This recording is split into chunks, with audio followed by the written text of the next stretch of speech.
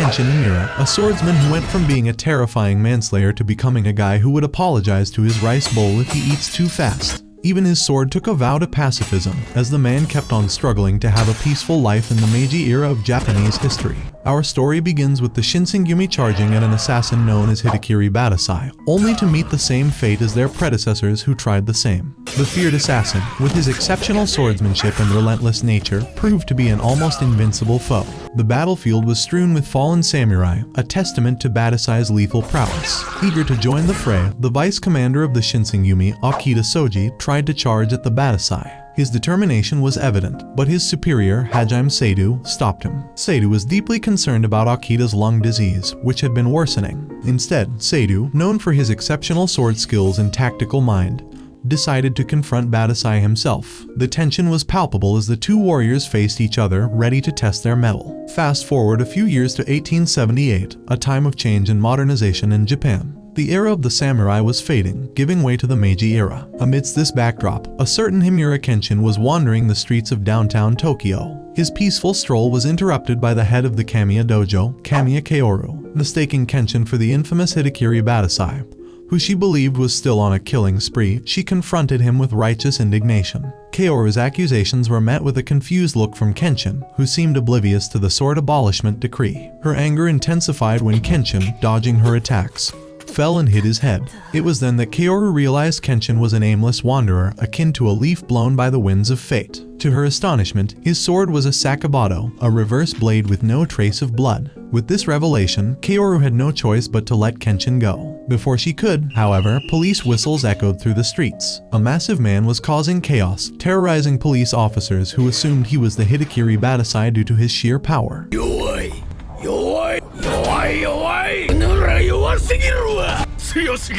Kaoru, driven by a sense of duty, rushed in with her wooden sword, only to be slashed on her left shoulder and pinned against a wall. Kenshin intervened just in time, saving her from the brute's wrath. The bandit, claiming to be Himura Badasai of the Kamiya caste Shinryu, retreated as more officers arrived. Kaoru, enraged by his words, wanted to pursue him, but Kenshin stood in her way, concerned about her injury. Kaoru was more troubled by the tarnished reputation of her father's dojo. The imposter's actions were sullying her father's legacy and the school's honor. Despite understanding her plight, Kenshin refused to let her pursue the bandit in her injured state. Once at her dojo, Kenshin learned about the Kamiya caste style's background and how the imposter's actions had driven away all its disciples and scared others from even approaching the dojo. The name Hidekiri Badasai still struck fear into people's hearts, even in the Meiji era. The false association with her school was damaging her father's legacy, compelling Kaoru to resolve the issue. Kenshin, empathizing with Kaoru, supported her but advised caution, reminding her of the beating she had taken. Kaoru was determined to spread the Kamiya caste style to counter deadly swordsmanship. Her father's death in the Satsuma Rebellion, fighting for the imperial forces, weighed heavily on her. Yet, she remained committed to his dream, standing against anyone who might tarnish his name. Despite her resolve, Kenshin warned her to never let her guard down and avoid wandering alone at night. He knew her father wouldn't want his last hope of preserving his swordsmanship to perish in vain. After Kenshin left, Kihei finished bandaging Kaoru's wound and advised her to stay away from Kenshin, labeling wanderers as failures. Days later, while shopping with Kihei, Kaoru saw a red-headed samurai, Kenshin, being arrested for carrying a sword. The officer immediately linked her to that dojo with the Hidekiri Badasai. Kaoru vehemently defended her dojo, arguing with the officer despite the threat of arrest. Kihei resolved the issue with a bribe. Kenshin expressed gratitude, but Kaoru wondered why he was still in town. Kenshin asked her about any leads on the Crossroad Killer. Kaoru mentioned a former dojo in a nearby town turned den for gamblers and thugs, run by a washed-up samurai matching the suspect's description. Their conversation was cut short by Kihei, who was heading home to make dinner. Since her father's death, Kihei had lived at the dojo, often urging Kaoru to sell it for a more peaceful life. Unbeknownst to her, this was a precursor to a larger betrayal. Kaoru, oblivious to Kihei's true intentions, continued helping those in need, including Kenshin. Before Kenshin could leave, she thanked him for saving her and apologized for seeing him as just a wanderer. Kenshin, misinterpreting her red face as a fever, continued his quest to find the imposter Badasai with new clues from Kaoru. That night, Kenshin arrived at the old dojo, seeking entry in a playful manner, annoying the thugs inside.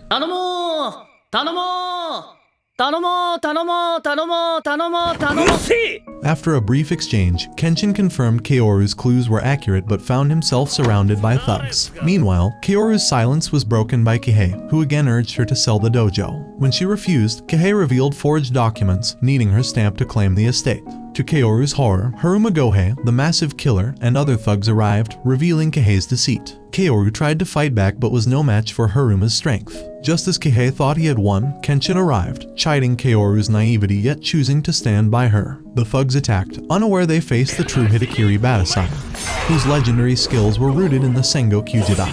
Kaoru was shocked by this revelation, but Gohei was eager to fight such a formidable foe.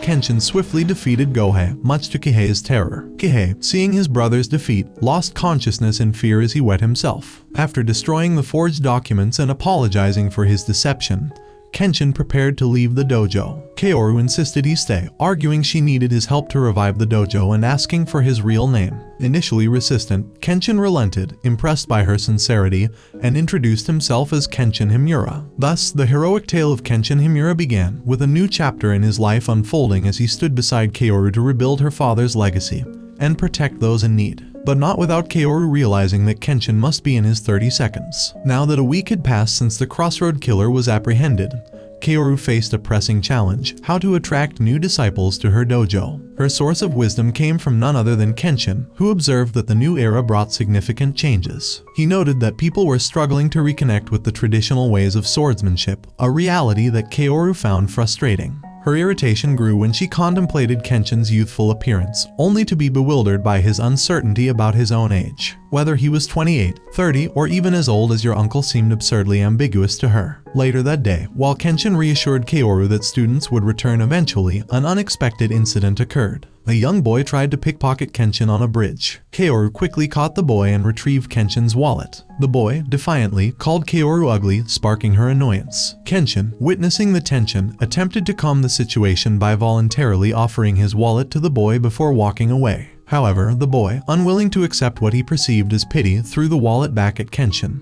Introducing himself as Myojin Yahiko, he claimed to be a descendant of a Tokyo samurai, and insisted he did not need anyone's pity. Despite Yahiko's bravado, Kenshin saw through his lies but recognized his resilient spirit, apologizing for underestimating him. After this encounter, Kenshin and Kaoru continued to wander through the city. Kaoru's curiosity about Kenshin's attachment to his sword grew, particularly since many imperialists had abandoned their weapons post-Satsuma rebellion to take up government roles. Before she could voice her thoughts, Kenshin offered to answer any questions she had.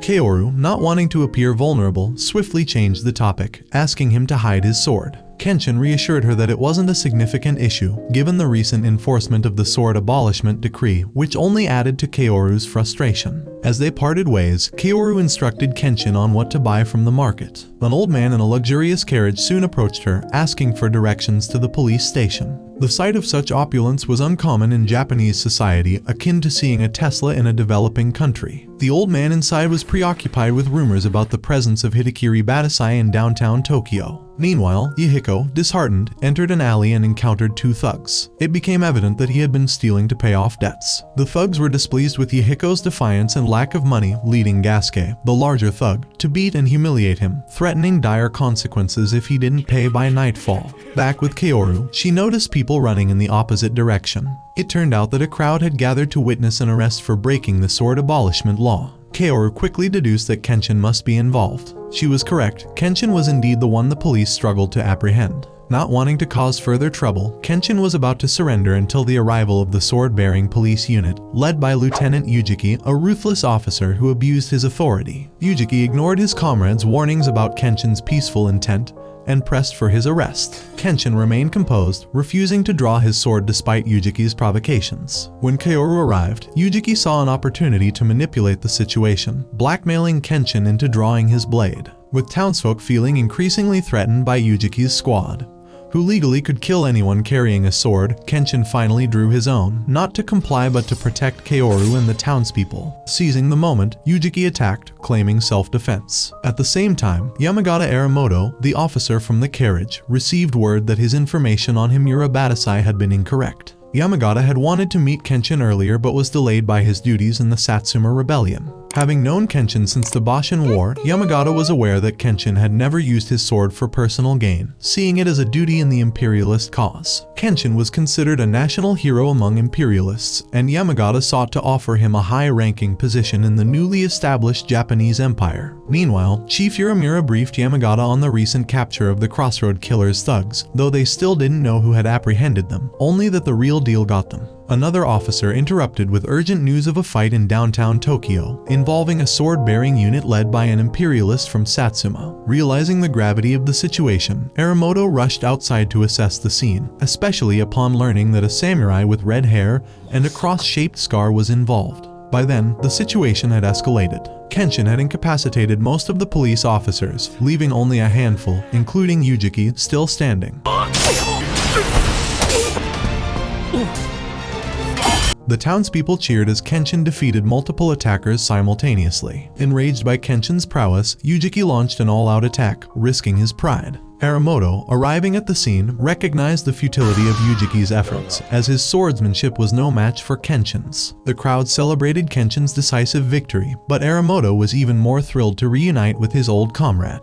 Kaoru was surprised to learn that Aramoto knew Kenshin, especially since Aramoto was the prime minister of the imperial government. Aramoto invited Kenshin to join him in his carriage, promising a bright future for his service during the Boshin War. Kenshin, however, declined, stating he had no interest in becoming a self-serving officer. He was content to have fought alongside Aramoto to bring a new era to Japan, but believed his purpose was fulfilled and wished not to spill any more blood. Aramoto wasn't fully convinced, arguing that the new era brought different opportunities and that Kenshin should secure a place for himself. Kenshin, however, remained resolute, asserting that he could still contribute to Japan and protect those he cared about with his sword. As Kenshin and Kaoru walked away, Aramoto instructed Yoramura to overlook Kenshin's case. Yoramura, without hesitation, agreed, having realized how wrong he was about Kenshin after the Crossroad killing case. Kaoru, unfazed by her ribbon being ruined, felt glad to understand Kenshin a bit more. Yahiko, on the other hand, couldn't shake the recent events from his mind. When he saw an elderly woman drop her wallet, he contemplated stealing it but ultimately decided to return it, much to the woman's relief. That evening, Yahiko practiced swordsmanship by the river when the thugs returned,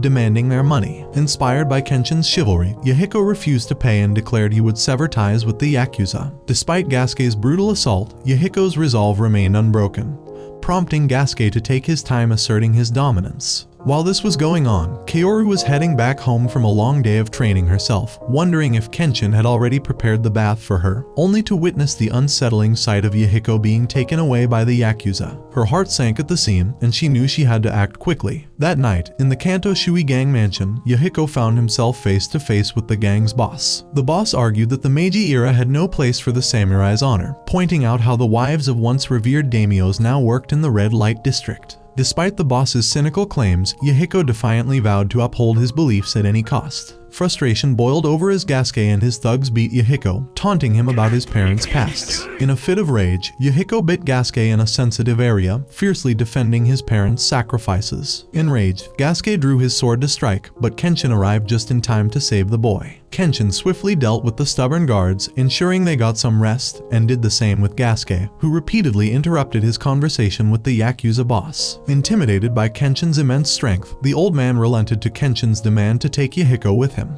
Yahiko, at first, felt offended, thinking Kenshin was belittling him. Not wanting to further hurt the boy's pride, Kenshin suggested taking him to treat his wounds, to which Yahiko reluctantly agreed. At a fair distance from the gang's mansion, Yahiko began to bitterly complain about his weakness and his desire to become strong enough to not rely on anyone. Kenshin listened patiently, understanding the boy's frustration. Meanwhile, Kaoru anxiously waited outside her dojo for Kenshin and Yahiko to return. Her worry melted into relief when she saw Kenshin approaching with Yahiko draped over his shoulder. Kenshin introduced Yahiko to Kaoru and reassured the boy that they would see a doctor. Most importantly, Kenshin told Yahiko that Kaoru would be his instructor from this point on. Initially, both Kaoru and Yahiko were against the idea, each disliking the other. However, Kenshin reassured Yahiko that his growth and strength would depend on his own efforts. Convinced, Yahiko agreed, though Kaoru still took issue with Yahiko calling her an old hag.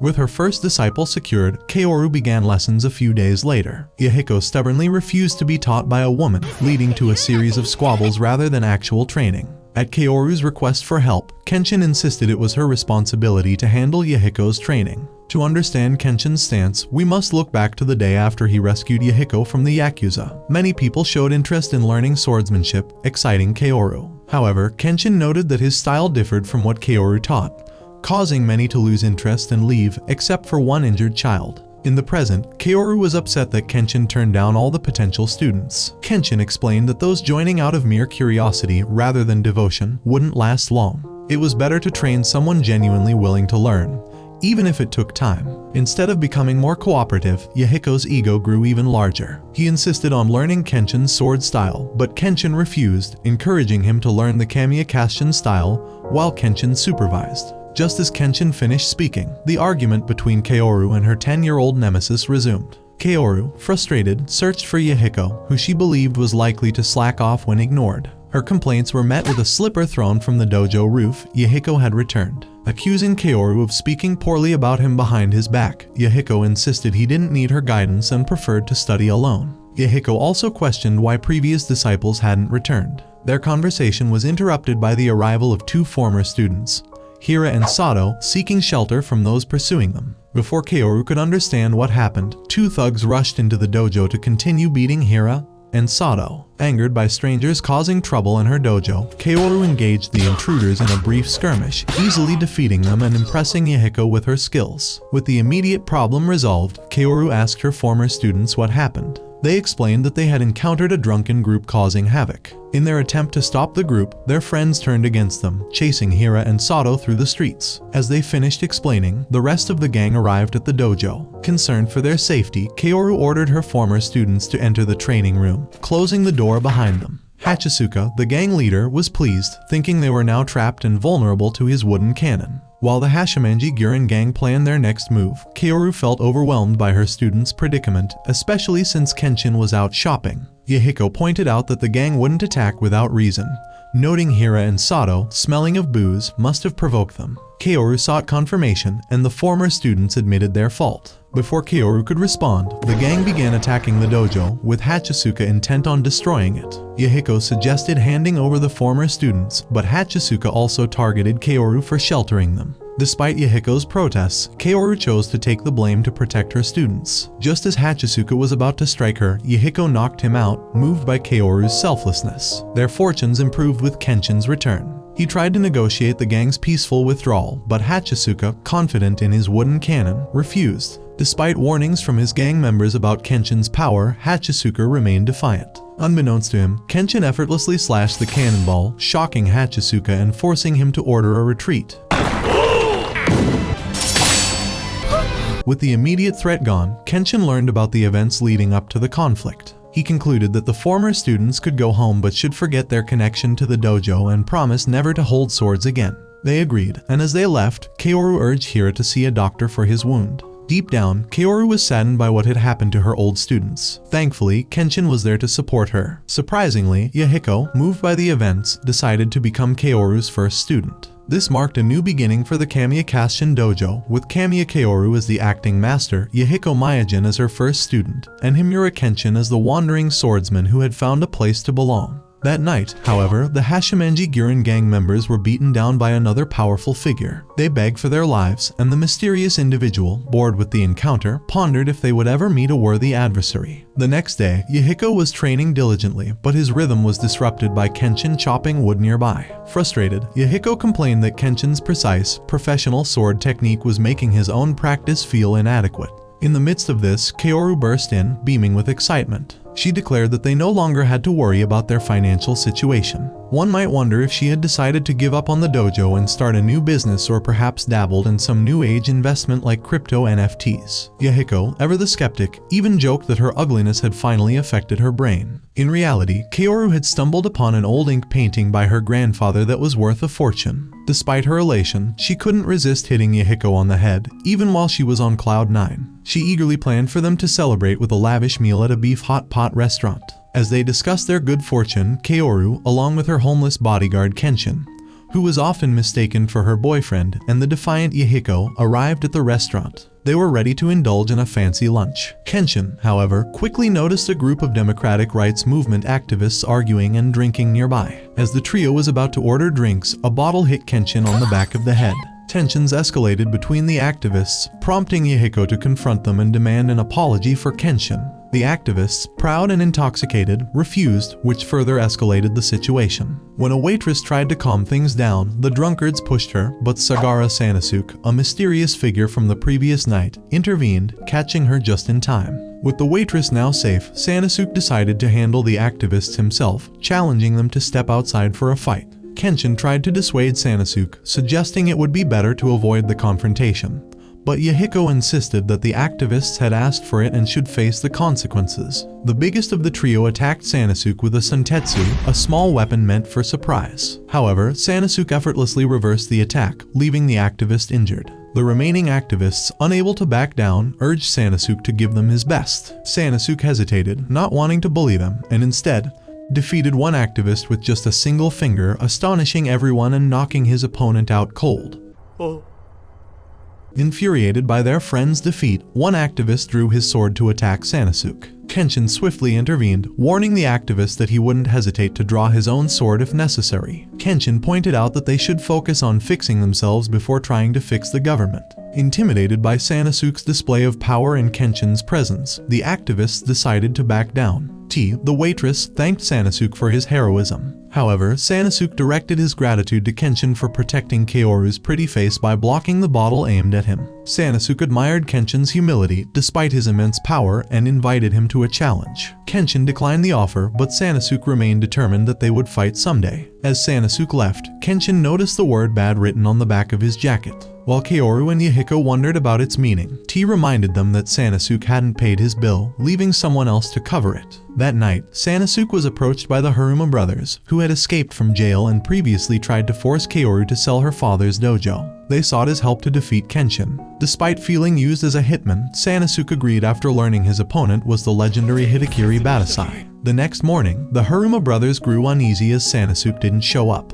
They assumed he had chickened out and abandoned them. However, Sanosuke soon appeared, beating Gohei for his nagging complaints and his attempt to cosplay as Sanosuke. Sanosuke took his gear and headed straight to Kaoru's dojo. Inside, Kenshin sensed a straightforward presence and went to the gate to investigate. To Kaoru and Yahiko's surprise, it was Sanosuke. Kenshin tried to defuse the situation with humor, but Sanosuke was serious. He made it clear that he was hired to fight Kenshin, the infamous Hidekiri Badasai. Kenshin was taken aback by how much Sanosuke knew about his past as an assassin during the Boshin War, a past that made him both a hero and a target. Sanosuke, however, was frustrated and couldn't comprehend why Kenshin left that life for a wandering existence. Regardless, Sanosuke was ready for a fair fight. Kihei, convinced that Sanosuke couldn't defeat Kenshin, devised a backup plan. He expected Sanosuke to weaken Kenshin, allowing Kihei to finish him off with a revolver once Kenshin's guard was down. Kenshin was curious why a strong fighter like Sanosuke bore the word "bad" while engaging in bullying. Sanosuke, reminded of someone from his past, chose to fight nonetheless. He harbored deep hatred for imperialists, viewing them as hypocrites. Seeing Sanosuke's determination, Kenshin agreed to the duel. Before starting, Kenshin asked if the Haruma brothers were behind the fight. Sanosuke admitted it, much to the brothers' shock. Kenshin's ability to deduce their involvement was simply Kenshin being Kenshin. Fearing threats from both Kenshin and their client, the brothers reluctantly showed themselves. Disgusted by their lack of honor, Sanosuke took their revolver and made it clear that this was now his fight. Kaoru, attempting to check on Kihei, was threatened, leaving her disappointed.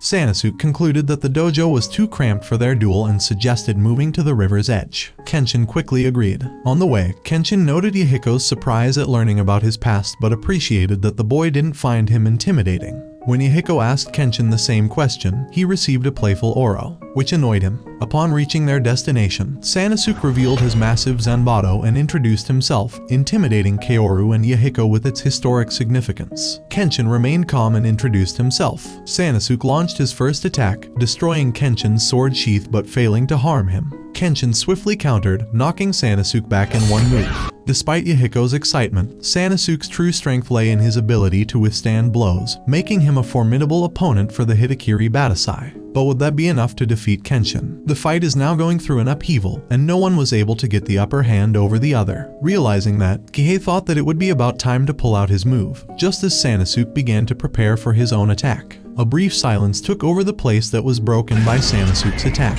Unfortunately for him, Kenshin was able to get into close range, where the Zanbato would be as ineffective as it was large. Capitalizing on that, Kenshin launched several consecutive attacks that knocked Sanosuke on the ground. While Kenshin tried to convince Sanosuke to admit defeat, he began to remember his last memories with Captain Sagara 10 years ago. In Tegajo, the villagers were glad to see the first unit of the Sekiho army, which was led by the imperialist Sagara Sozo, back to the town safe and sound. Along Sagara, there were two boys, Sanosuke and Katsuhiro. The first unit of the Sekiho army is considered to be the vanguard of the imperial army that was formed after the initial decisive victory of the imperialist forces from the Choshu and the Satsuma clans against the pro-shogunate forces during the Battle of Toba Fushimi. Ever since then, the Sekiho army pressed their way across Tsunado to relay the land tax having order declared by the imperialists, much to the latter's dismay. Sozo must have figured that out already, and yet he stood strong by his principles in supporting the poor. This was demonstrated further when he told Sanosuke about people being able to light fire to eat in their homes, while many others were not as lucky. For Sozo, he wanted everyone to live properly and peacefully, which is why he stood against the shogunate, who have oppressed and abused the people for more than 250 years. Sanosuke, who was already the son of a farmer, was deeply touched by such ideas and wholeheartedly embraced it, hoping that one day he could earn a surname, which after a brief talk with his captain, he decided to go with the name Sagara Sanosuke. But behind closed doors, the leaders of the Sekiho army recognized that Emperor Meiji had turned against them, mustering forces against what he deemed a burden to the imperialist cause. After receiving orders from Ohara Shigetomi, the second and third units returned to Kyoto, leaving the first unit to fend for itself. Framed as traitors sabotaging the economy, Sozo decided to make a last stand in Shimasuwa. He ordered Sanosuke and Katsuhiro to stay behind, marking their final farewell to their captain. On March 26, 1868, Katsuhiro informed Sanosuke that Captain Sagara Sozo had been executed by imperialist forces, alongside other first unit members. Despite hoping the news was false, Sanosuke learned that his captain was decapitated, after being accused of falsely spreading news about having land taxes. This fueled Sanosuke's bitterness towards the imperialists, awakening him from his coma and driving him to attack Kenshin with renewed vigor. Amidst that, Kihei took advantage of the situation and pulled out another revolver to shoot Kenshin, leaving Kaoru, Yahiko, and Sanosuke in shock as he fell. Luckily, the bullet only hit the sword's guard. Kihei then threatened Kaoru and Yahiko, ordering his brother Gohei to break their legs. Before Gohei could reach them, Sanosuke threw his Zanbato, slashing Gohei's face. Kenshin, on the other hand, managed to beat Kihei into submission too, as he made sure to not beat him hard enough to not get him to lose consciousness. And with that, the duel resumed. Sanosuke spun his Zanbato to gain speed before clashing with Kenshin, to which Kenshin succeeded in breaking the Zanbato and delivering a high strike. Despite that, Sanosuke remained standing, vowing to defeat him as long as he was on his feet. Kenshin responded by punching Sanosuke, trying to knock some sense into him. Sanosuke insisted on seeking revenge for his idol captain against those he saw as betrayers. But thanks to Kaoru and Yahiko's intervention, and Kenshin sounding like Sozo, Sanosuke eventually fell unconscious. The next day, while discussing Sanosuke's injuries, Kaoru and Yahiko eyed Kenshin suspiciously, feeling he was too depressed about his victory. Kaoru argued that Sanosuke had a point, despite not knowing the post-Civil War Kenshin. To lighten the mood, Kaoru took Kenshin and Yahiko to the Akabiko restaurant, only to find the same drunken activist being thrown out. And oh boy, what do you know? A badly injured Sanosuke is causing trouble again, insisting his wounds didn't hurt. To test the validity of his claims, the trio decided to merely poke him, which sent painful shockwaves all over Sanosuke's body. But keeping all these silly talks aside, Kenshin was relieved to learn that Sanosuke had made peace with his past, and now he decided to shadow Kenshin to figure out how different he is from all the other imperialist frauds. In other words, he decided to become a self-proclaimed stalker. For better or worse, he admitted that he has abandoned his old name of Zanza, and that he's just a plain old Sagara Sanosuke, just like how Himura Kenshin abandoned being Hidekiri Badasai. Now that tensions have pretty much eased between the two, there was just one problem left for Kenshin and his friends to handle. Yes, that's right, the unpaid bill of Sanosuke. Elsewhere on a stormy night, a certain government official was standing next to the window, horrified that all of his guards were lying dead next to him, while an assassin was standing right in front of him. Despite all of his pleads and offers, nothing was able to prevent him from his ultimate demise. With the conflict between Sanosuke and Kenshin resolved, a new argument erupted between Sanosuke and Kaoru, this time over her cooking. なら俺が教えてやろうか。そんなにカリカリすんなって。 Sanosuke criticized Kaoru's culinary skills, offering to teach her how to cook. Kenshin, ever the peacekeeper, defended Kaoru's cooking, claiming it was getting tastier. Annoyed by Sanosuke's comments, Kaoru began throwing anything she could find at him, while Sanosuke, in a humorous display, used Kenshin as a human shield. In the midst of this chaos, Chief Yoramura arrived to speak with a battered Kenshin. He sought Kenshin's help with a matter of great importance to the police's reputation. Yoramura needed Kenshin to assist in capturing a notorious hooligan known as Kurugasa, who was targeting former imperialists now involved in politics, economics, and government. Kurugasa's reputation as a top-tier assassin from the Boshin War made his threats particularly alarming. Yoramura explained that Kurugasa's specific targeting of imperialists suggested a deep-seated grudge against the government, making him a significant threat. Even more concerning was Kurugasa's apparent enjoyment of his killing spree. One raid left 90 casualties, including police officers and guards. Disturbing reports described Kurugasa drawing his sword faster than the police could ready their guns, and those who tried to attack or flee were inexplicably frozen in terror, left defenseless against his blade.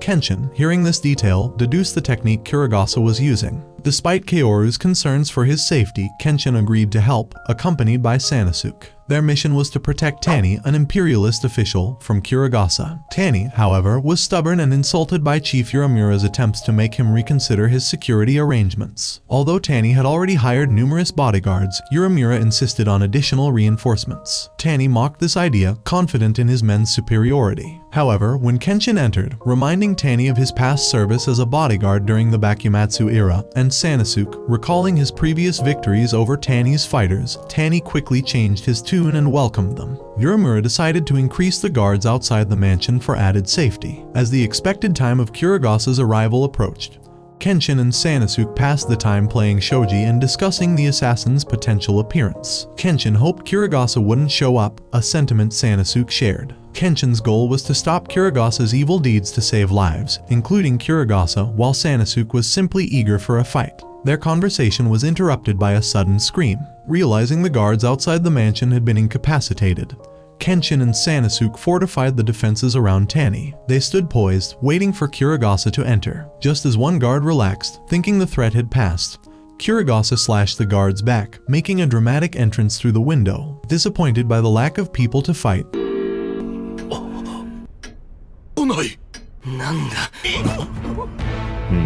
Kurugasa was still determined to take down everyone present.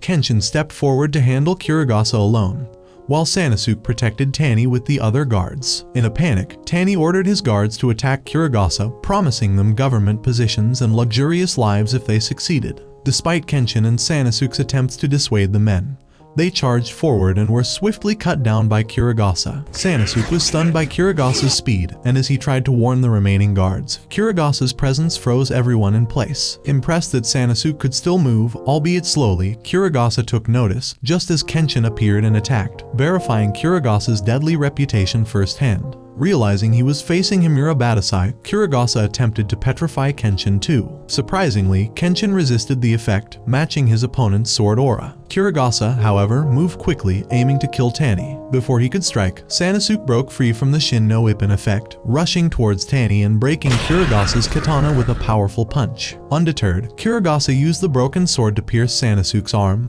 relishing the pain he inflicted. Kenshin intervened just in time, throwing Kurugasa off. Now injured, armless, and outnumbered, Kurugasa decided to retreat, but not before warning Kenshin that he was his next target and would come after him soon. With Kurugasa gone, Kenshin asked Yoramura to tend to the wounded, including Sanosuke and the fallen guards, hoping to save them in time. Kenshin had anticipated becoming a target on Kurugasa's list, though he wished they could settle the matter then and there. At dawn, Kenshin and Sanosuke headed home. Sanosuke was relieved there were no fatalities, but Kenshin's desire for 0 casualties annoyed him. With the crisis over, Sanosuke wanted to learn about Kurugasa's sword style, the Nikaido Hyo, known for its creepiness and fearsome reputation. There were also rumors about the Shin no Ippo, said to be usable only by its original founder, surprising Kenshin to see it in action. Despite Kurugasa's danger, Sanosuke remained optimistic. After all, they had the most powerful swordsman in Japan on their side. What could possibly go wrong? However, Kenshin warned that the task was not as easy as Sanosuke imagined.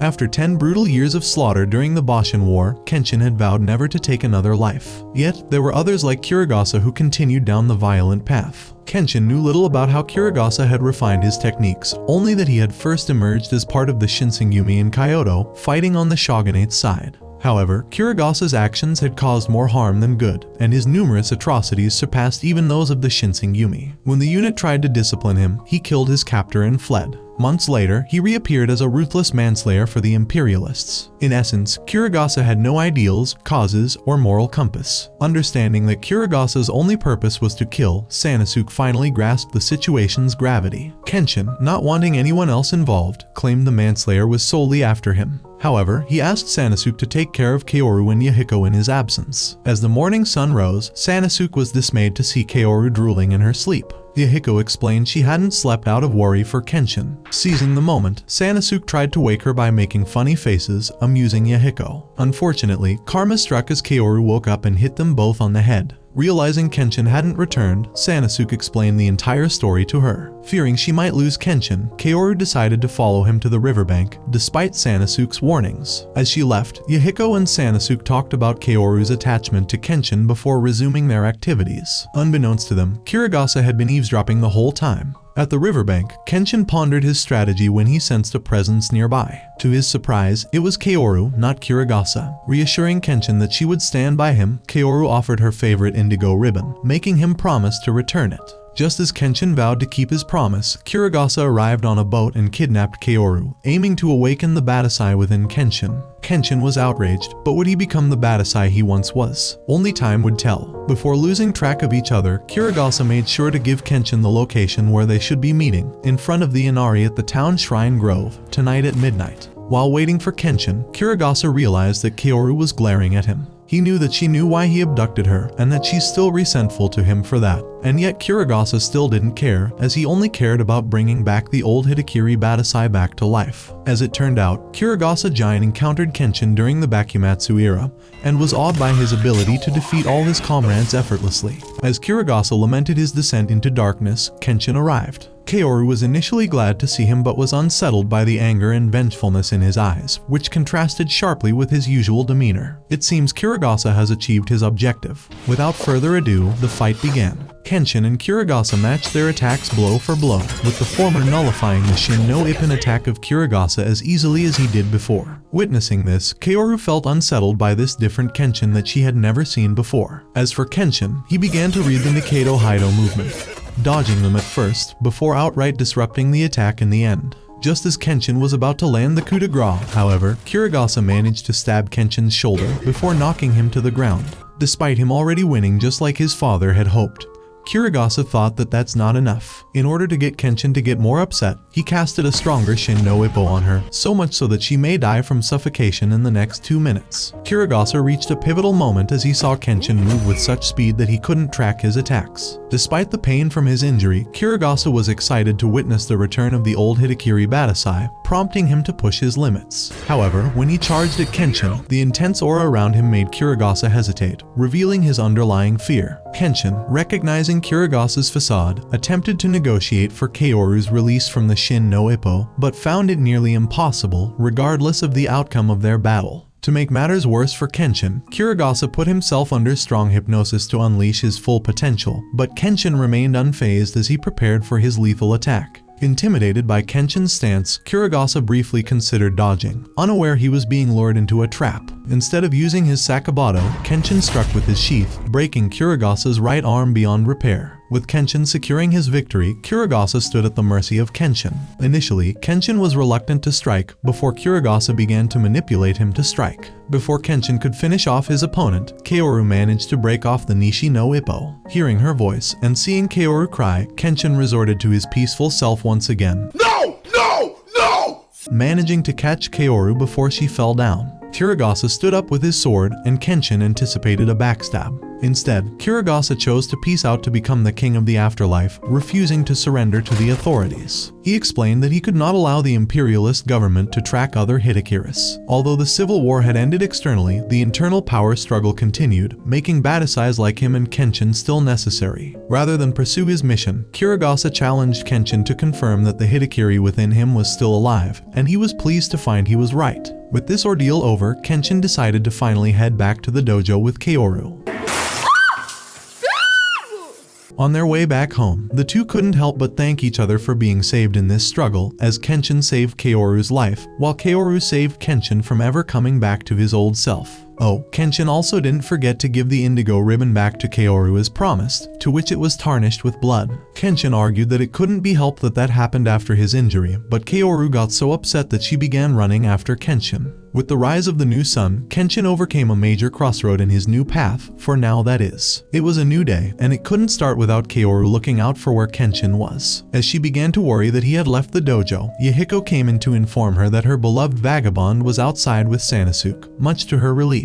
Yahiko, on his part, thought that Kaoru was trying to keep Kenshin on a leash, like a master and pet relationship of some sort. To get your thoughts back on track, let's take a brief look at what Kenshin and Sanosuke had been up to during this time. Kenshin had accompanied Sanosuke, who was eager to participate in a gambling game. Sanosuke brought his unassuming friend along because Kenshin's predictions had helped him win repeatedly. Kenshin, however, was disappointed to learn that the huge problem Sanosuke mentioned was just a gambling session. Despite Kenshin's skepticism about the legality of gambling, Sanosuke assured him that it was nothing like the shady dealings where people steal each other's money. Instead, all the players were Sanosuke's friends, and they had nothing to lose but time for some fun. After some persuasion, Kenshin relented and began to smile. Good times didn't last long. When Sanosuke inquired about the whereabouts of one of his friends, he was shocked to learn that the friend had passed away. The cause wasn't an accident or illness, but opium. Sanosuke was against opium usage and was outraged by the news of his friend's death. Kenshin sensed something strange. Opium was incredibly expensive, beyond the means of ordinary folks like Sanosuke's friend.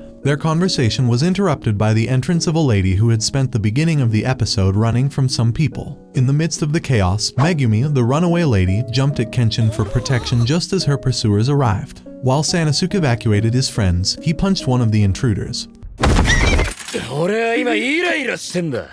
who remarked that the private army of Kanryu deserved better treatment. Despite his friends' worries about Kanryu Takeda, Kenshin remained unaware of who he was. Sanosuke described Kanryu as a young entrepreneur on the outskirts of town, deeply entrenched in the opium trade in Tokyo. He was involved with the Yakuza and had become so powerful that even other Yakuza groups and the police avoided him. Sanosuke suspected Megumi's involvement with Kanryu's illicit activities, but she strongly denied the accusation. Unexpectedly, a gnome-like figure named Bishimi appeared in the room, accusing Megumi of being a liar. Bishimi made it clear that even if Kanryu couldn't keep an eye on her, his superior was already watching. Megumi tried to act tough, while two of Sanosuke's friends approached Bishimi. A fatal mistake, as Bishimi struck them with bullets using his bare hands, promising to break Megumi's legs with his Senjiki Reisenbyo bullets next time. Kenshin intervened, stopping the bullets from reaching Megumi and declaring that he would protect anyone who sought his help. Before Bishimi could attack again, Kenshin and Sanosuke charged at him, knocking him unconscious. Seeing Kenshin and Sanosuke's strength, Megumi suggested they protect her for a payment. Sanosuke refused, insisting she explain her situation first. As she tried to free her hands, 3 pieces of paper fell from her kimono, identified by Sanosuke's friend as opium. With her cover blown, Megumi had to reveal the truth. As evening approached, Kaoru worried about Kenshin and Sanosuke's long absence, imagining all sorts of troubles, including losing everything while gambling. Just as her thoughts turned more deviant, Kenshin arrived. Kaoru was initially glad to see him but was shocked to find he and Sanosuke had brought a woman with them. Kenshin intended to explain, but Sanosuke stopped him, creating a cover story instead. Kenshin was outraged but relented, not wanting to involve Kaoru and Yahiko in opium-related troubles. Kaoru was skeptical and asked Kenshin to confirm. Terrified of her, and with Sanosuke warning him about the dangers of revealing the truth, Kenshin agreed to the cover story but was punished by Kaoru for allegedly getting involved in human trafficking. Megumi began to throw herself at Kenshin, pretending to be fond of him, causing a scene that disturbed young Yahiko. Kaoru censored it by knocking Yahiko unconscious. Annoyed by Megumi's advances and Sanosuke's teasing, Kaoru kicked everyone, except Yahiko, out of the dojo. この人のこと気に入っちゃったの。はは、剣心あれじゃねえか。とほほでござる。 Sanosuke blamed Megumi for triggering Kaoru, but she didn't care, seeing Kenshin as a good-natured man to stick to for protection. Kenshin and Sanosuke asked Megumi about her connection to Kanryu and opium. She refused to divulge details, frustrating Sanosuke. While this was happening, Shu, Sanosuke's friend, informed them that Megumi's pursuers were found dead in the river. At the bridge, Kenshin spotted three notorious figures: Bishimi, Kanryu Takeda, and most importantly, Shinomori Ayashi. Kenshin sensed Ayashi was the most dangerous. Ayashi, based on Bishimi's report, confirmed Kenshin's presence. Bishimi attempted to attack Kenshin and Megumi, but Kanryu intervened, worried about his public image. Ayashi remarked that Bishimi couldn't defeat Kenshin alone and tasked Hanya with finding Kenshin and Megumi, stressing no room for failure. Kanryu, contrasting with Ayashi, believed in eradicating wasteful and useless men. Despite Megumi being a thorn, he couldn't afford to eliminate her as she produced valuable opium for him. Megumi recognized Kanryu's henchman, while Kenshin fixated on Ayashi, sensing the main threat. Sanosuke assumed Ayashi was Kanryu's private army leader, but Megumi revealed he led a separate unit known as the Oniwa Banshu, former shogunate ninjas now working for Kanryu. That night, Kenshin discussed Kanryu's organization with Megumi, but she refused to disclose the opium source, only providing necessary information for combat. Deep down, she planned to escape the dojo. Overhearing their conversation, Kaoru was caught by Sanosuke, worried Kenshin might fall for Megumi. Sanosuke reassured Kaoru that Kenshin's helpful nature was innocent. As for Sanosuke, his motive was avenging his friend. Meanwhile, Kenshin revealed Kanryu's operations and anticipated Oniwa Banshu's arrival. He promised Kaoru to keep her safe. Suddenly, Yahiko burst in, upset about being left out of Kenshin's plans.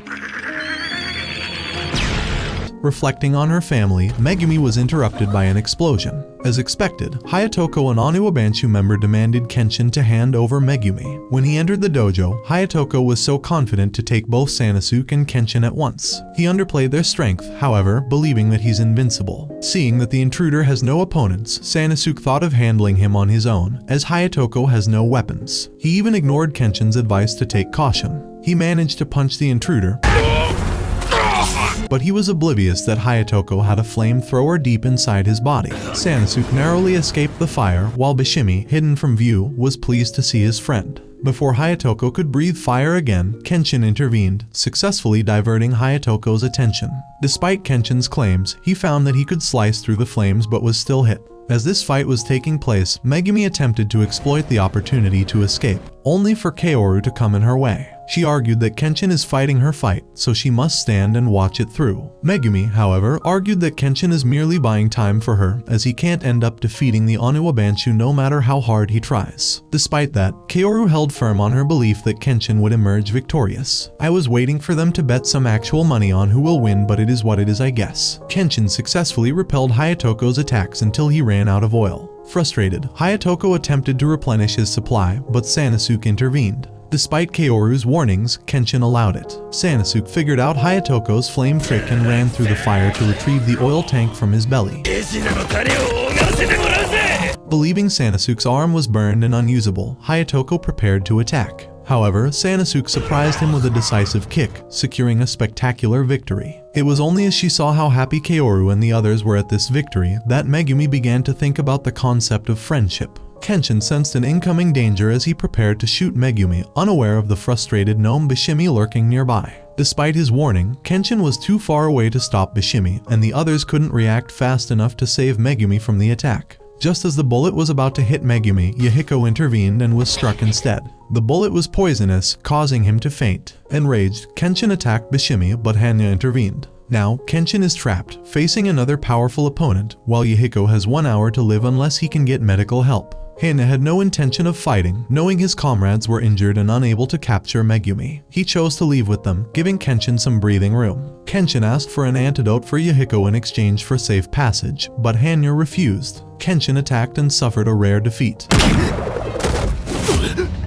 True to his word, Hanya left with his friends, promising they would meet again as long as Megumi was sheltered. Unfortunately, Kenshin had no real experience in detoxification, but he knew that the first step should be removing the poison from Yahiko's body. Just as Kaoru was about to do so using her mouth, as most people didn't know about its terrible effects back then, Megumi prevented her from doing so, taking charge of treating Yahiko instead. After identifying the boy's symptoms, Megumi recognized the poison in his body and began her work. She wrote a prescription for Kaoru, instructed Kenshin to boil water and prepare towels, and asked Sanosuke for as much ice as possible, emphasizing that detoxification is a race against time and they needed to hurry. Fortunately, everything was done just in time to save Yahiko's life. While Yahiko was relieved, the doctor disapproved of her compulsive behavior and didn't share Sanosuke's appreciation. He emphasized that they should thank the note's author, who provided a perfect list of ingredients and instructions essential for Yahiko's recovery, noting the writer's expertise in Dutch studies. During the Edo period, where the Tokugawa shogunate had supposedly put a strict isolationism law, had made an exception for the Dutch merchants specifically, which had evolved after this era to include the rest of the Western medical knowledge. Sanosuke thought the note was written by a poison expert, but the doctor clarified it was someone skilled in Western medicine. Kaoru then identified the author as a woman, leading the doctor to deduce it was Megumi Takane. Surprised, Kaoru and Sanosuke asked for more information, and the doctor agreed to share what he knew. Kenshin caught Megumi off guard as she tried to escape, and despite her attempts to change the topic, she confessed her intent to leave Tokyo, insisting the issue would resolve soon. Kenshin, recognizing her Aizu tone, pointed out his experience fighting samurais from that region during the Bakumatsu era. When he inquired about her background, Megumi reluctantly agreed to share. Megumi was born in the renowned Takane family, famous for their medical expertise and dedication to treating both nobility and commoners. Her father was a leading figure in the field. After relocating to Nagasaki to embrace Dutch medicine, the shogunate allowed their return to Aizu. However, their efforts were futile as the Boshin War escalated, leading to Aizu's downfall. After the imperialist victory in Aizu, the Aizu clan faced severe oppression. The Takane family went to war, leaving young Megumi behind.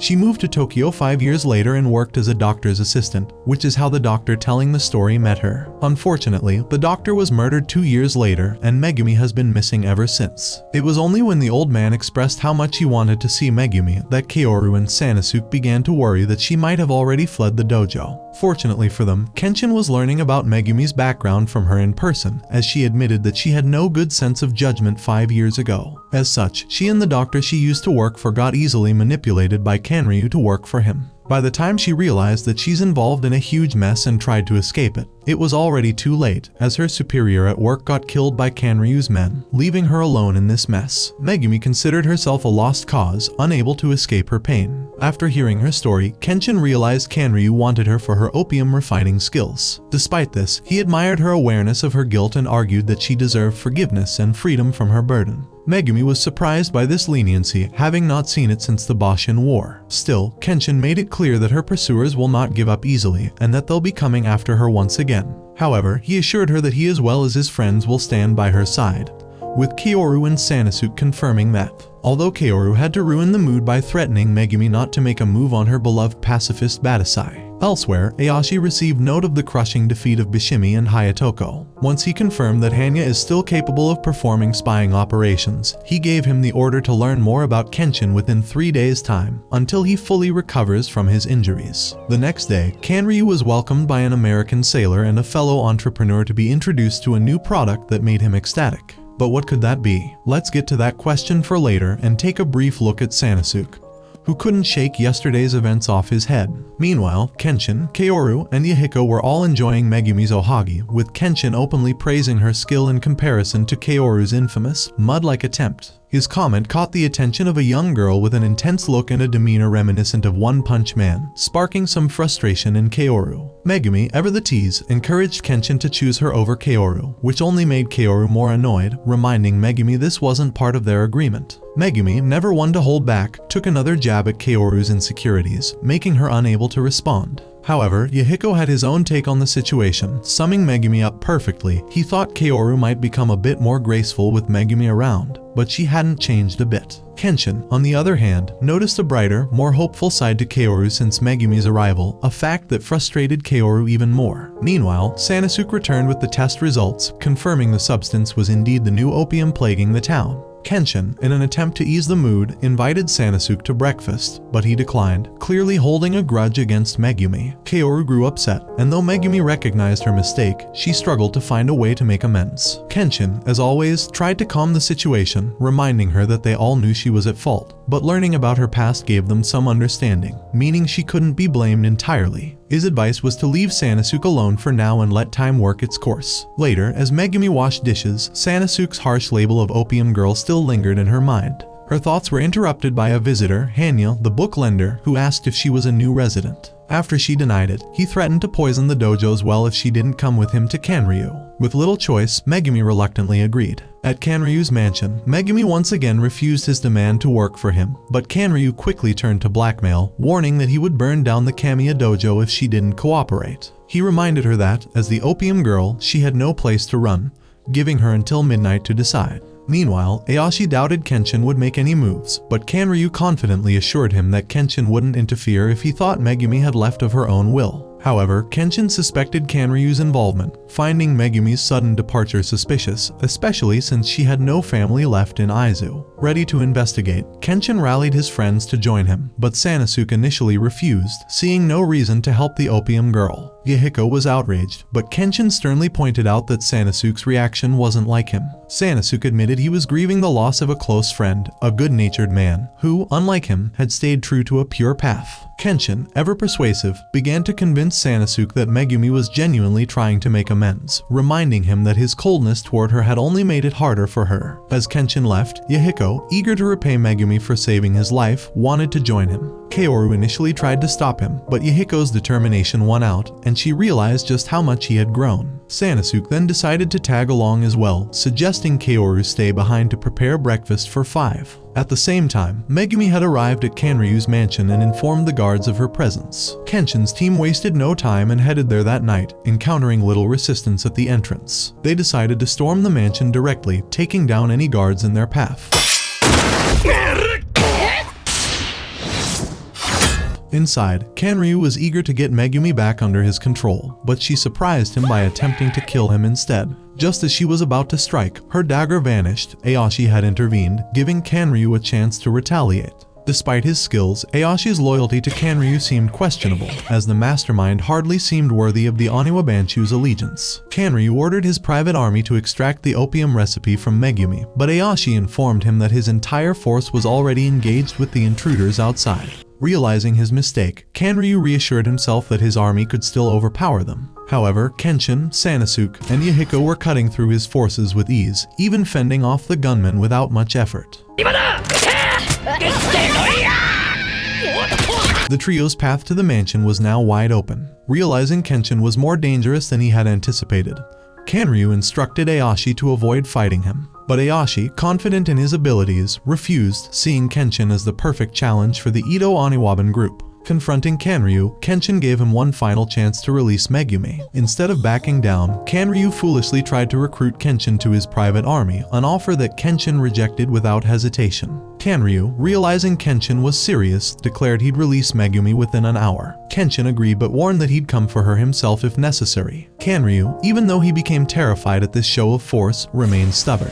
Even Aoshi's warnings couldn't dissuade him from trying to force Megumi's cooperation. Aoshi assured his employer that the Oniwa Banshu had been deployed, declaring he wouldn't allow anyone, whether a pacifist swordsman like Kenshin or a corrupt businessman like Kanryu, to tarnish the group's name. Aoshi locked Megumi in the observatory on the mansion's 3rd floor, informing her of the current situation. He returned her dagger but made it clear he didn't care about opium or money. The Oniwa Banshu valued the fight above all. His choice to serve someone as corrupt as Kanryu seemed puzzling. If Aoshi craved combat, there were countless other paths he could have taken. Instead, he aligned himself with this sordid operation, leaving one to wonder about his true motivations. As the 1-hour deadline approached, Kenshin rushed into the mansion, only to encounter Hanya waiting for him. A fierce battle was imminent. How would Kenshin fare against this relentless adversary? Realizing how powerful his opponent is, Kenshin tried to solve the issue peacefully. Hanya, however, didn't change his mind, believing that Aoshi's words are absolute. Left with no other option, Kenshin prepared for battle. The fight began with Hanya taking the initiative, as he began by extending his arms to gain range against his opponent, going as far as to hit Kenshin in unexpected places, such as the back of his head.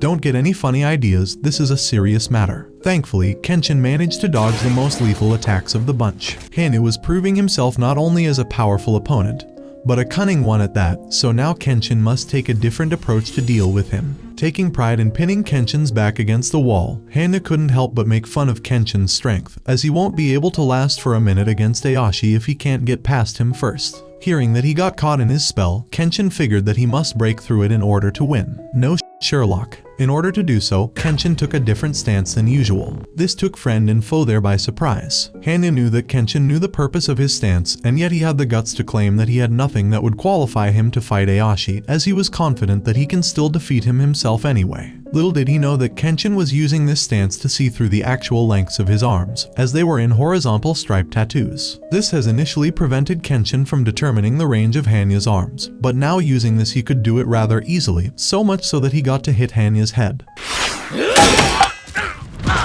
Kenshin also pointed out that Hanya has been using that mask to hide his gaze and expression, which he was mostly right on that, as Hanya was using that mask to not get bullied further by girls after every time he confesses to a one, as his mask broke off, that is. Yahiko and Sanosuke, serving as the Orihime now Bleach character role in this fight. Kenshin, even though he didn't show much emotions, couldn't help but wonder if this was Hanya's own doing. Hanya responded that he's a spy, and as part of gathering intelligence, which is his main mission, he burned every facial features he has, just so he could disguise himself. He then proceeded to talk about his horrible childhood and the harsh environment he grew up in, and that he's thankful for Ayashi for saving him from his predicament, so much so that he's willing to kill for Ayashi's sake. And with that, he began to attack Kenshin like a behemoth. Kenshin, on the other hand, asked Hanya if he knew about Megumi's background, as part of his duties, that is. To which Hanya confirmed it, as he pressed his attacks further, so much so that he got his claws stuck against Kenshin's Sakabato. Anki freed himself, he managed to get enough distance to attack with renewed vigor, and so did Kenshin. This clash proved decisive. Kenshin had won, although with just a scratch. Still worried about Megumi, Kenshin decided to hurry up and go forward. For Megumi, things were not going well, as she was sitting in the middle of the observatory with her dagger in hand. As she was lost in thoughts, she saw that someone was trying to enter the room. It turned out that it was Kanryu, who was trying to get her to give him the opium refinement process. Megumi, disgusted by Kanryu's behavior, refused even his offers of helping her escape. Kanryu was furious at this, so much that the best he could do was swear at Megumi, while the latter was still thinking of what to do next. Especially that she had done that option before. Back to Kenshin, he moved on with the boys to the next floor, only to be welcomed by an iron chain ball being thrown at them.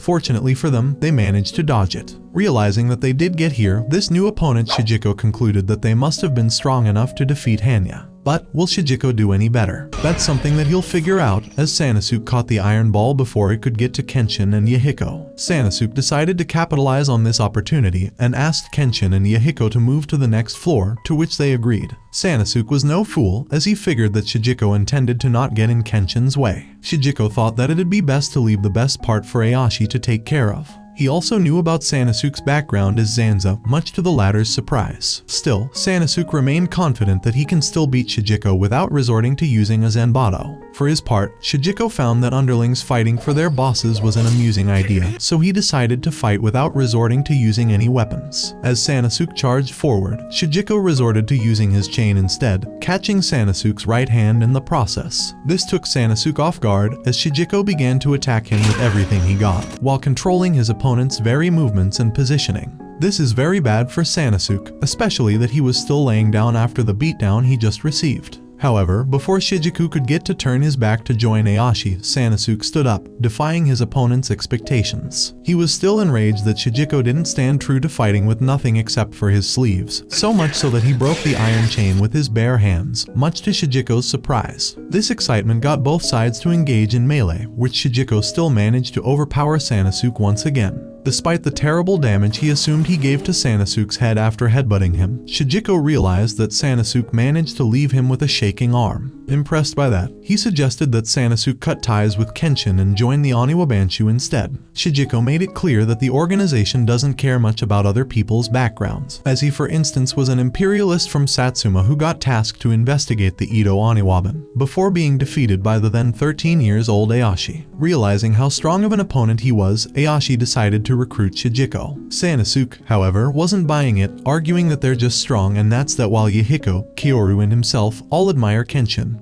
which is why they fight around him and not for him, unlike the Oniwa Banshu. To determine how true his words are, Sanosuke blocked Shijiko's fists. As he argued that Kenshin and the Oniwa Banshu are completely different entities, Shijiko became so outraged that he began to headbutt Sanosuke with all of his might. And yet Sanosuke held his ground before crushing Shijiko's fists entirely and finish off his opponent with one punch to his head. For the damage he got, Sanosuke won the duel. As Sanosuke's fight was going through an upheaval, Kenshin was trying to solve the issue with Aoshi without resorting to fighting. Aoshi, however, was determined that Kenshin shall not pass no matter what. Left with no other option, Kenshin prepared himself for the fight. Seeing that Aoshi was wielding a kodachi, Kenshin found that he's fighting at a disadvantageous position, especially that he's using a sword that is as long as the katana. With that out of the way, Aoshi began his attack in earnest. Aoshi's initial attack was so fast that Kenshin barely managed to pull his sword in time to fend it off, and yet Aoshi was able to kick Kenshin away. For his part, Kenshin realized that Aoshi will be a tough nut to crack, especially with his impenetrable defense and an insanely fast offense that Kenshin couldn't even react to. As their conversation dragged on, Kenshin figured that his opponent was fighting to avenge the already fallen Tokugawa shogunate.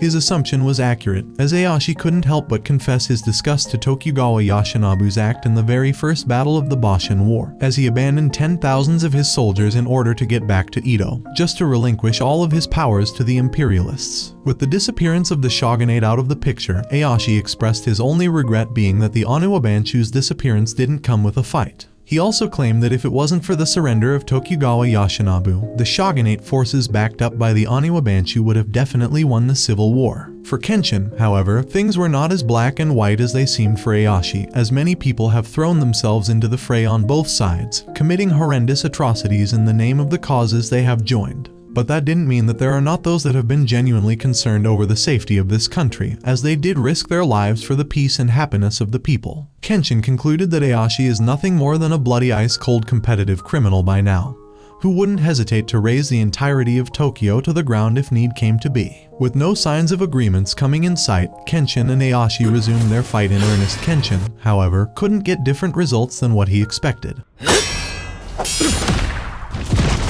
Seeing this, Yohiko got the cold shoulder, so much so that he couldn't even move his legs to help Kenshin in any meaningful way. However, his presence there was an encouragement for Kenshin as he began to think of a way to break through Aoshi's kodachi. Meanwhile, Kanryu was frustrated at how his hired hands, namely Aoshi and Megumi, were looking down on him, swearing to get rid of them as their boss. But let's get back to what's more important now, as Kenshin was actually true to his words. Instead of holding his sakabato from its handle, he decided to hold it from the blade itself, just so he could fight in much closer reach to Aoshi. Impressed by the essence of a Hitakiri Badasai, Aoshi decided to show his very own essence, as the leader of the Oniwa Banshu. Kenshin now found himself stuck, fighting the ghosts of Aoshi. Unable to figure out which one is the right one, Kenshin began to attack left and right, as if he was trying to catch the clouds with his bare hands. The only natural result for this was that Aoshi could now strike a lethal blow against Kenshin. The sight of Kenshin laying on the ground after such a strike enraged Yohiko, so much so that he sat in a stance to fight.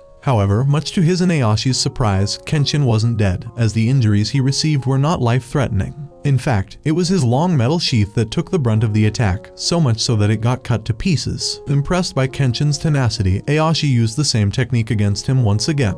This time, Kenshin was able to see through Aoshi's attacks, ending up stopping the last of which with his bare hand. Unable to use his kodachi, Aoshi ended up taking several powerful hits from Kenshin, knocking him down instantly. Or so he thought, as Aoshi managed to stand back once again and punch Kenshin back, before falling down himself. This marked the end of the fight, with Kenshin as the victor. Still, Aoshi couldn't understand yet why Kenshin didn't finish him off. It was then that Kenshin began to talk more about his own philosophy and how someone of Aoshi's caliber should know who has won the fight. Think of it like a strong punch in the face to give him a reality check. However, Kenshin thought that there's more than just wanting to fight as the reason why he's working for someone as scummy as Kanryu. Aoshi responded that for the record he did get offers from the imperialists to work for them in the intelligence sector, and yet he refused, as these offers were for him and not for the rest of his team. It's all for the homies after all. But all things considered, Kenshin respected Aoshi for his refusal to not perform an ugly betrayal like that of the shogun. Despite all that, Kenshin refused to give him the final blow. As this conversation was taking place, Kanryu arrived, revealing his secret weapon that will get rid of everyone that looked down on him, the Gatling gun. This terrifying weapon that came from the land of the free after being used in the American Civil War, albeit it didn't contribute to the Union forces against the Confederacy. It was also used by the imperialists during the Boshin War, which contributed a lot to their decisive victory against the shogunate forces. Before anyone in the room could react, Kanryu began shooting with it. The shooting sounds echoed across the mansion, so much so that Sanosuke was awakened by it. As he tried to reach out to the next floor, he was surprised to see Hanya advising him to not be alarmed, as he promised that Ayashi would never play any dirty tricks against Kenshin. For his part, Hanya was also concerned at the safety of Ayashi, so he decided to take Shijiko with him and head there. Elsewhere, Hayatoko and Bishimi were also beginning to feel uneasy about Ayashi, so they decided to follow suit. In fact, everyone was right to feel concerned, as Kanryu was shooting at Ayashi, Kenshin, and Yahiko like there's no tomorrow, until he managed to shoot Ayashi in both his legs. As he took a break, Kanryu began to brag about his ambition to become the biggest arms dealer in the world. His first step to that end was by securing funds using refined opium, which is why he's not planning on showing mercy to anyone looking down on him. While not even Kenshin's disgust at Kanryu's will to sacrifice the lives of many people to make a fortune, nor at his insane comparison of his journey to make a fortune and Kenshin's to become the strongest could persuade him from attempting to shoot at the now helpless Ayashi. As Kanryu smugly rambled on about how wealth allowed a nobody like him to gain unprecedented power, Sanosuke arrived, bringing Ayashi's comrades along. The group was horrified to see their friends trapped in such a harrowing predicament. Without hesitation, they charged in to rescue them. Kanryu, now overwhelmed by confusion, fired his Gatling gun wildly, hitting anything in his chaotic path. Tragically, one of Kanryu's shots riddled Shikijo with bullets, leaving Ayashi to watch in horror. In his final moments, Shikijo remained at peace, expressing his gratitude to Ayashi for saving his life. Amid this devastating scene, Kanryu re-emerged like the fiend he was, boastfully proclaiming his invincibility with the power of his Gatling gun. In a desperate attempt to protect Ayashi, Hayatoko rushed forward, hoping to save his leader. Kanryu tried to gun him down as well, but the risk of the oil bag Hayatoko carried exploding threatened everyone nearby, including Kanryu himself. When Hayatoko drew closer, Kanryu focused on his head, shredding it with bullets. Before passing away, Hayatoko had Bishimi hidden in his barrel, intending for him to surprise Kanryu with a poisonous bullet. However, the overwhelming fire rate of the Gatling gun overpowered Bishimi, altering the bullet's trajectory and taking him down as well. After a brief lull, Hanya calculated that Kenshin would need approximately 10 seconds to retrieve his Sakabato, and he decided to buy him that time. Pointing out Megumi's location, Hanya told Kenshin his plan, leaving Kenshin no choice but to trust his comrades' resolve and move forward. In these final seconds, Hanya reflected on the days he trained with Ayashi and his now fallen comrades, reminiscing about their support and loyalty, which brought a smile to his face. Just as Kenshin retrieved his Sakabato, Kanryu, thrilled with his weapon's performance, aimed it at Kenshin, only to realize he had run out of ammo. Now defenseless, Kanryu faced the consequences of his actions. Although the logical response would have been to eliminate him, Kenshin stayed true to his vow of non-lethality and delivered a solid punch to Kanryu's face, leaving him incapacitated. Kenshin reassured Ayashi that the Onuwabanchu's sacrifice had not been in vain. However, he could offer little comfort to the grief-stricken Ayashi and opted to leave him alone for the moment, turning his attention to rescuing Megumi. As they prepared to leave, Sanosuke took a moment to reflect on Ayashi's strength, realizing that despite Ayashi's formidable power, his emotional wounds ran deeper than Kenshin's. Meanwhile, Megumi anxiously awaited news, gripping her dagger tightly as footsteps approached. Her fears vanished when Kenshin and the others entered to rescue her. Overcome with guilt, Megumi began apologizing for dragging them into her troubles and insisted she must atone by taking drastic measures. Before she could act on her guilt, Sanosuke arrived just in time to stop her, furiously reminding her that throwing away Kenshin's efforts would be a waste of everything they had done to help her. Amid the commotion, Yahiko noticed that the police had arrived, prompting the group to make a quick escape. Megumi, however, was reluctant to flee, feeling that turning herself in would be the best way to begin her penance. As the police surveyed the scene, Chief Uramura was shocked to discover Kanryu had smuggled a Gatling gun right under their noses, despite their surveillance efforts. Before Megumi could fully confess, Kenshin stepped in, emphasizing her role as a compassionate, talented doctor whom Kanryu had exploited to manufacture opium. Kenshin's intervention, supported by Yahiko and Sanosuke's testimonies, convinced Yorimura to release Megumi. Kanryu tried to protest, but he fell silent under Kenshin's intimidating gaze. Megumi, touched by Kenshin's support and learning of his past as the feared Hidekiri Badasai, began to understand his philosophy of redemption. She resolved to embrace her path as a doctor, hoping to make amends for her past by healing others. Before they left the mansion, Kenshin asked Yorimura about Ayashi's whereabouts. Yorimura replied that he hadn't encountered Ayashi, only finding Kanryu with 4 beheaded bodies in the ballroom. The possibility of Ayashi escaping was unlikely, given that all exits had been sealed upon the police's arrival. Yet a later investigation revealed the exit of an underground tunnel had been left open. The police soon discovered Ayashi on the outer wall, holding the heads of his fallen comrades. Despite orders to capture him, Ayashi managed to elude them. Kenshin, still hoping for a chance to face Ayashi in a duel, wanted to fulfill Ayashi's desire for strength and closure for his comrades. Ayashi, however, declined for now but warned Kenshin that their paths would cross again, at which point he intended to defeat him. With this resolve for the moment, Kenshin and his friends returned home. Upon their arrival, Kaoru welcomed them, her bandaged fingers a testament to her dedication in preparing a special breakfast. While Yahiko and Sanosuke initially begged to rest before eating, Kaoru insisted, leaving them no choice but to join in the meal. Megumi, eager to share in this simple comfort, joined them as well, despite her admittedly awful cooking skills. The next day, Megumi prepared to depart from the dojo, accompanied by the doctor who had treated Yahiko. Before leaving, she expressed her gratitude to Kaoru for her hospitality, managing to tease Kaoru one last time before saying goodbye. Kenshin, relieved that the ordeal had finally ended, contemplated his inevitable confrontation with Ayashi while reflecting on Shikijo's words about Sanosuke's untapped potential. Kenshin resolved to honor this by continuing to watch over his friend.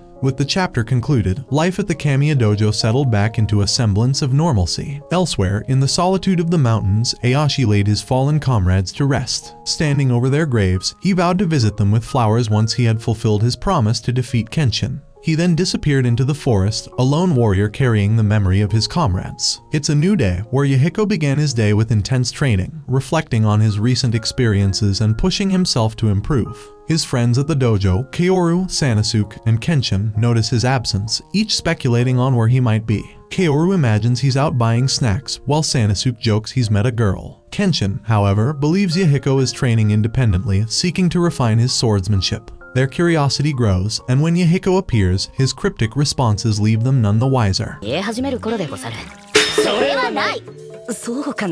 A few days later, the trio decides to follow Yahiko as he sneaks out. They trail him to the Akabiko restaurant, where they expect to catch him either eating or meeting someone. Instead, they're surprised to learn he's working there, a revelation that puzzles them. T, a waitress, informs them that Yahiko has been diligent, even taking on extra shifts. Sanosuke suspects Yahiko may be interested in a new recruit at the restaurant, but T clarifies that the girl arrived after Yahiko started working. Yahiko seems annoyed by the girl's apologetic nature, urging her to be more assertive. This surprises the trio, who now have more questions about his motives. As they're trying to figure things out, a tense situation unfolds. A group of thugs enters the restaurant, harassing the young girl and demanding her cooperation in a robbery scheme. It's revealed that they are pressuring her to steal keys to the restaurant owner's house. The girl, who belongs to a family loyal to a clan that lost power under the new government, tries to dissuade them, but her pleas fall on deaf ears. The gang leader, Mikio, dismisses her objections and insists, even threatening the restaurant staff if she doesn't comply. Meanwhile, Yahiko, who has taken a break from his work, spots the girl being dragged away by the thugs. Despite his own exhaustion, Yahiko's sense of justice compels him to follow them. He witnesses Mikio berating the girl and forcing her to give up the keys. Disgusted by the gang's behavior, Yahiko intervenes, bravely confronting them. He manages to defeat 2 of the gang members before Mikio retaliates, injuring Yahiko. As Yahiko struggles against the group, Kenshin observes from a distance, assessing his young protege's resolve.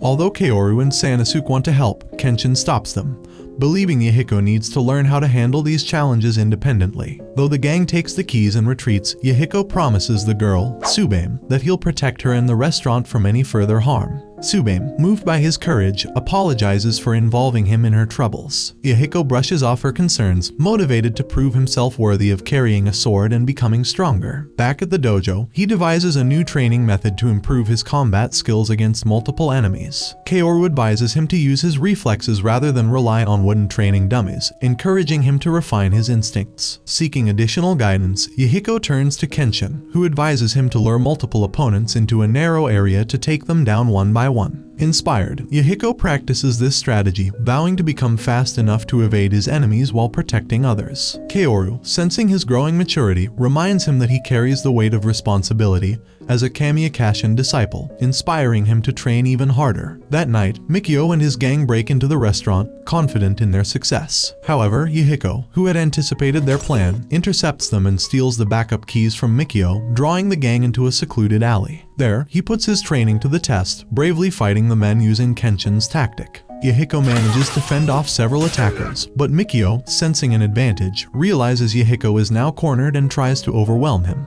Just as Mikio orders his men to attack again, they notice Kenshin and Sanosuke standing above them on a nearby rooftop. The gang members, terrified of Kenshin's reputation as the legendary Hitakiri Batasai, flee the scene.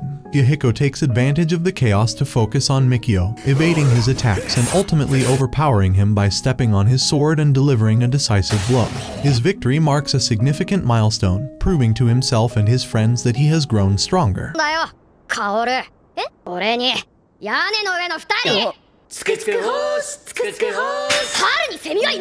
After the fight, Tsubame expresses her gratitude, while Kaoru, who had also been observing, reassures her that Yahiko's strength is genuine. Yahiko is grateful for his friend's support but remains determined to handle future challenges independently. Back at the dojo, Sanosuke finally asks Yahiko why he took on the restaurant job. Rather than a trivial reason, Yahiko admits he wanted to save up for his own Sakabato, a reverse blade sword similar to Kenshin's. The admission surprises and amuses his friends, especially Kaoru, who overhears the conversation and can't resist teasing him. In the end, it was Kenshin that confronted the boy with a smile on his face, telling him that a Sakabato is a little too pricey to get, shattering his hopes and dreams in an instant.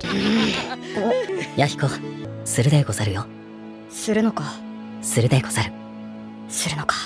It's a new day and a new beginning, with Yahiko's day starts with frustration as he waits for Kaoru, who's running late. Eventually, he heads to her room only to find her still adjusting her clothes. Kenshin, noticing the chaos, jokingly comments on Kaoru's relentless nature. Kaoru then explains that she plans to visit the Mikawa dojo for training with Kenshin since the dojo's master has long wanted to meet him. Despite some hesitation, Kenshin agrees. Meanwhile, elsewhere in the forest, a young boy informs an older man about the location of the Mikawa dojo, revealing ominous intent. Upon arriving, Kaoru, Yahiko, and Kenshin are warmly greeted by the dojo's members and its master, Mikawa, who has a tense moment with Kenshin. However, any tension is quickly dispelled, as Mikawa reassures them that his days of challenging others are behind him. His focus is now on training the next generation, though he laments the decline in swordsmanship since the end of the Edo period. Kenshin tries to lift Mikawa's spirits, emphasizing the importance of Kaoru's dedication to teaching Yahiko. Suddenly, a large, intimidating man named Reijuta Isarugi bursts in, challenging Mikawa to a duel. The dojo's disciples try to dissuade him, but Mikawa accepts, despite Kenshin's concerns. Reijuta insists on fighting with real swords, which Mikawa refuses, opting instead for bamboo. As the duel unfolds, Reijuta's strength is evident.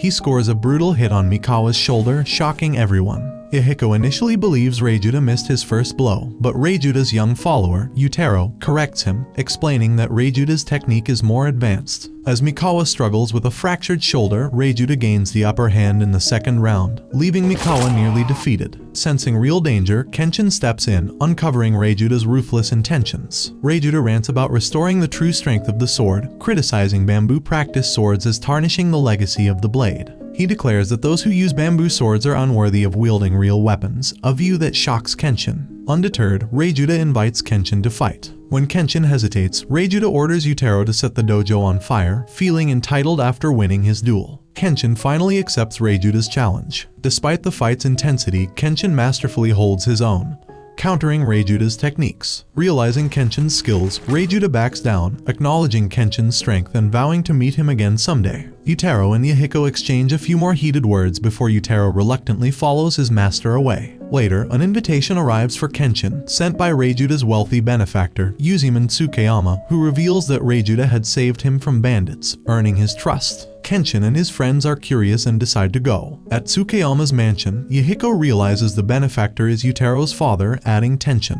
Yutaro insults Kenshin and the others, but Kenshin remains focused on the meeting with Reijuda. During a walk with Tsukeyama, Kenshin learns that Tsukeyama's family made their fortune by exporting katana swords to Europe. Reijuda rescued Tsukeyama during a previous attack, which only fueled Reijuda's vision of restoring Japan's old ways. Once they arrive at a secluded bridge, Reijuda makes his true intentions known.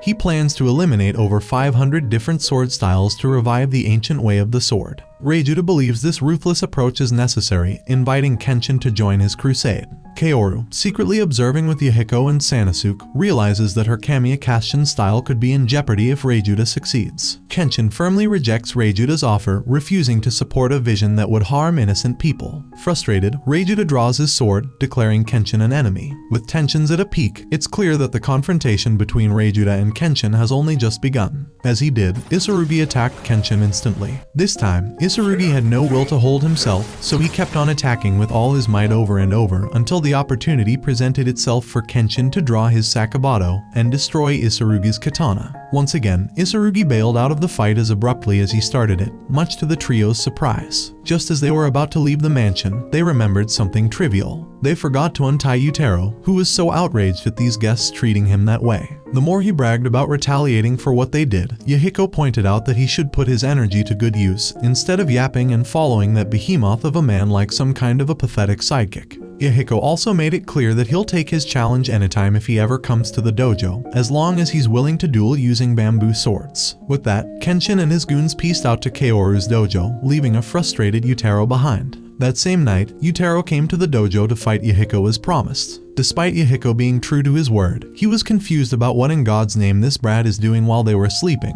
to which Yutaro pointed out that Yahiko never specified a time. This was a good reason, but come on bro, that's absurdly funny. Still, Yahiko relented, heading over to the dojo to duel his nemesis. Of course, he got Kaoru to wake up, they got a city to burn after all. Just kidding, he just wanted her to be the referee of this match. A match that wouldn't even begin as Yahiko, Kaoru and Kenshin remarked that Yutaro have never held a sword before, despite his desperate attempts to convince them that he only held actual katanas. Yahiko and Kenshin, however, tried to get to the heart of the matter with him, where they learned that Isurugi had never been willing to teach him how to hold a sword, even though Yutaro tried to make excuses for him. Not wanting to let Yutaro leave empty-handed, Kaoru decided to teach the kid some of the basics of the night. Despite Yahiko's jeering of his nemesis, Yutaro kept on training until sunrise. The more effort he put into it, the more Kaoru praised him for that. Yutaro has seen great hospitality from his hosts in this dojo, which was for a person that has never wielded a sword in his life an ecstatic feeling, albeit his prideful nature took the better of him, making him refuse to admit how fun learning swordsmanship using bamboo swords is. For Yutaro, becoming an invincible swordsman like Isurugi is a mean that he should get, in order to put his father to shame.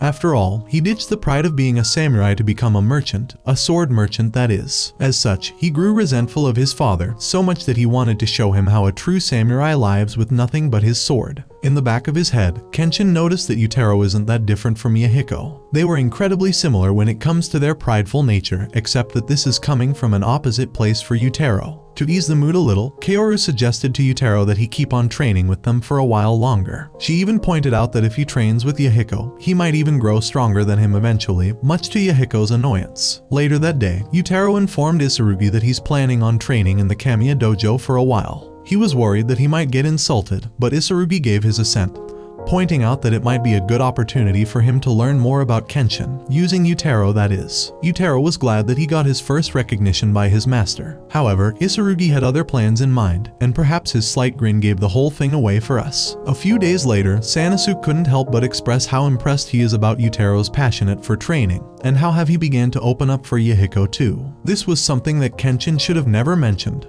because as he entered the dojo, he found the two nemesis arguing about who's the most serious about his training and all. It was then that Yutaro, in an impressive feat of clumsiness, admitted that he's here only to scout on Kenshin for Isurugi's upcoming fight with him. Still, the argument kept on going, much to Kenshin's confusion. It only took Kaoru's arrival to put an end to this argument, where she asked Yahiko to wear his mask to be the target for Yutaro's face targeting exercise. Despite initial refusal, Kaoru convinced him to do so. Much to everyone's surprise, Yutaro proved to be a fast-learning student. Kenshin in particular began to think that Yutaro may have much greater potential as a swordsman than he thought.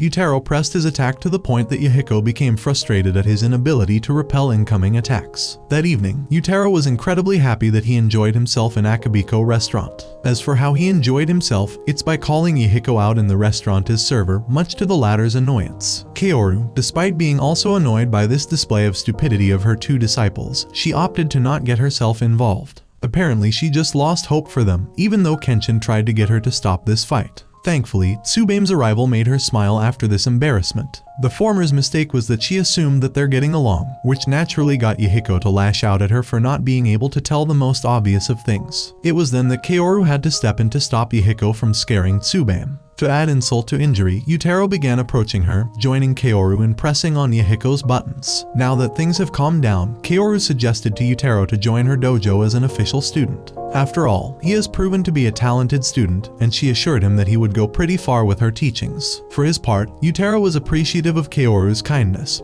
praising her for being an amazing instructor while not resisting to make a thrust against Sanosuke for being Sanosuke. However, he rejected her offer as he still believed that he should remain loyal to Isurugi. As they walked in the woods that night, Yutaro spoke to the team about his first encounter with Isurugi right in front of the Jizo statue. It was there that Yuzuman's convoy got attacked by bandits. In desperation, Yuzuman begged them to spare his life in exchange for as much money that they wanted, unlike Yutaro, who found his father's behavior to be pathetic, just as the bandits thought. For all his prideful nature, Yutaro is just a boy, and there's nothing much he could do to save his and his father's life. As the bandits kept on further humiliating Yuzuman, Isurugi came out of nowhere to save the day. That ignited a fire in Yutaro's soul to learn more about the way of the soul, following Isurugi as his mentor. Despite how much of a heroic person Isurugi seemed to be in that moment, Sanosuke wasn't able to swallow it, as it sounded like nothing but a huge lie for him, much to Yutaro's annoyance. For now, nothing will ever change Yutaro's opinion over Isurugi. He couldn't help but ask Kenshin to make sure he fights Isurugi fair and square if the fighting between them came into being.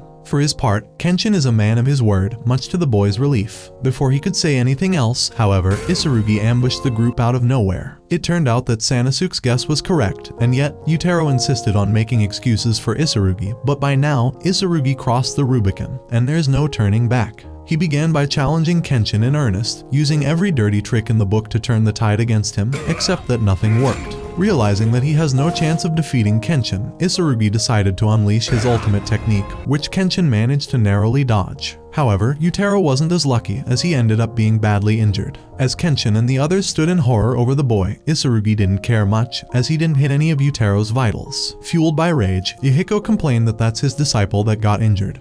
To which Isurugi didn't just deny that he never considered him as such, but confessed that he allowed him to tag along after staging that robbery a few months back, confirming once and for all that Sanosuke's prediction was accurate. As he asked Kenshin to get ready to continue the duel, the latter with a terrifying gaze told Isurugi that getting Yutaro to a doctor is his main priority right now, and once they meet again, he'll bring all of his might upon him. Thankfully, they managed to get the boy to Megumi just in time to save his life. However, the injury made him unable to hold a sword for the rest of his life, thus ending his dream of becoming a great swordsman before it even began. Kaoru and Yahiko were unconsoled at the gravity of this news. Yahiko in particular, despite him not liking Yutaro's guts, admitted that he was a talented disciple and that he could have made it high. In desperation, he tried to get the doctor to think of other ways to help Yutaro's arm to recover, but it's too late now, as the doctor and Megumi tried their best. Amid their sadness, a sudden thud was heard from inside Yutaro's room, so they rushed outside to check on what's going on. It turned out that the patient had fallen off his bed.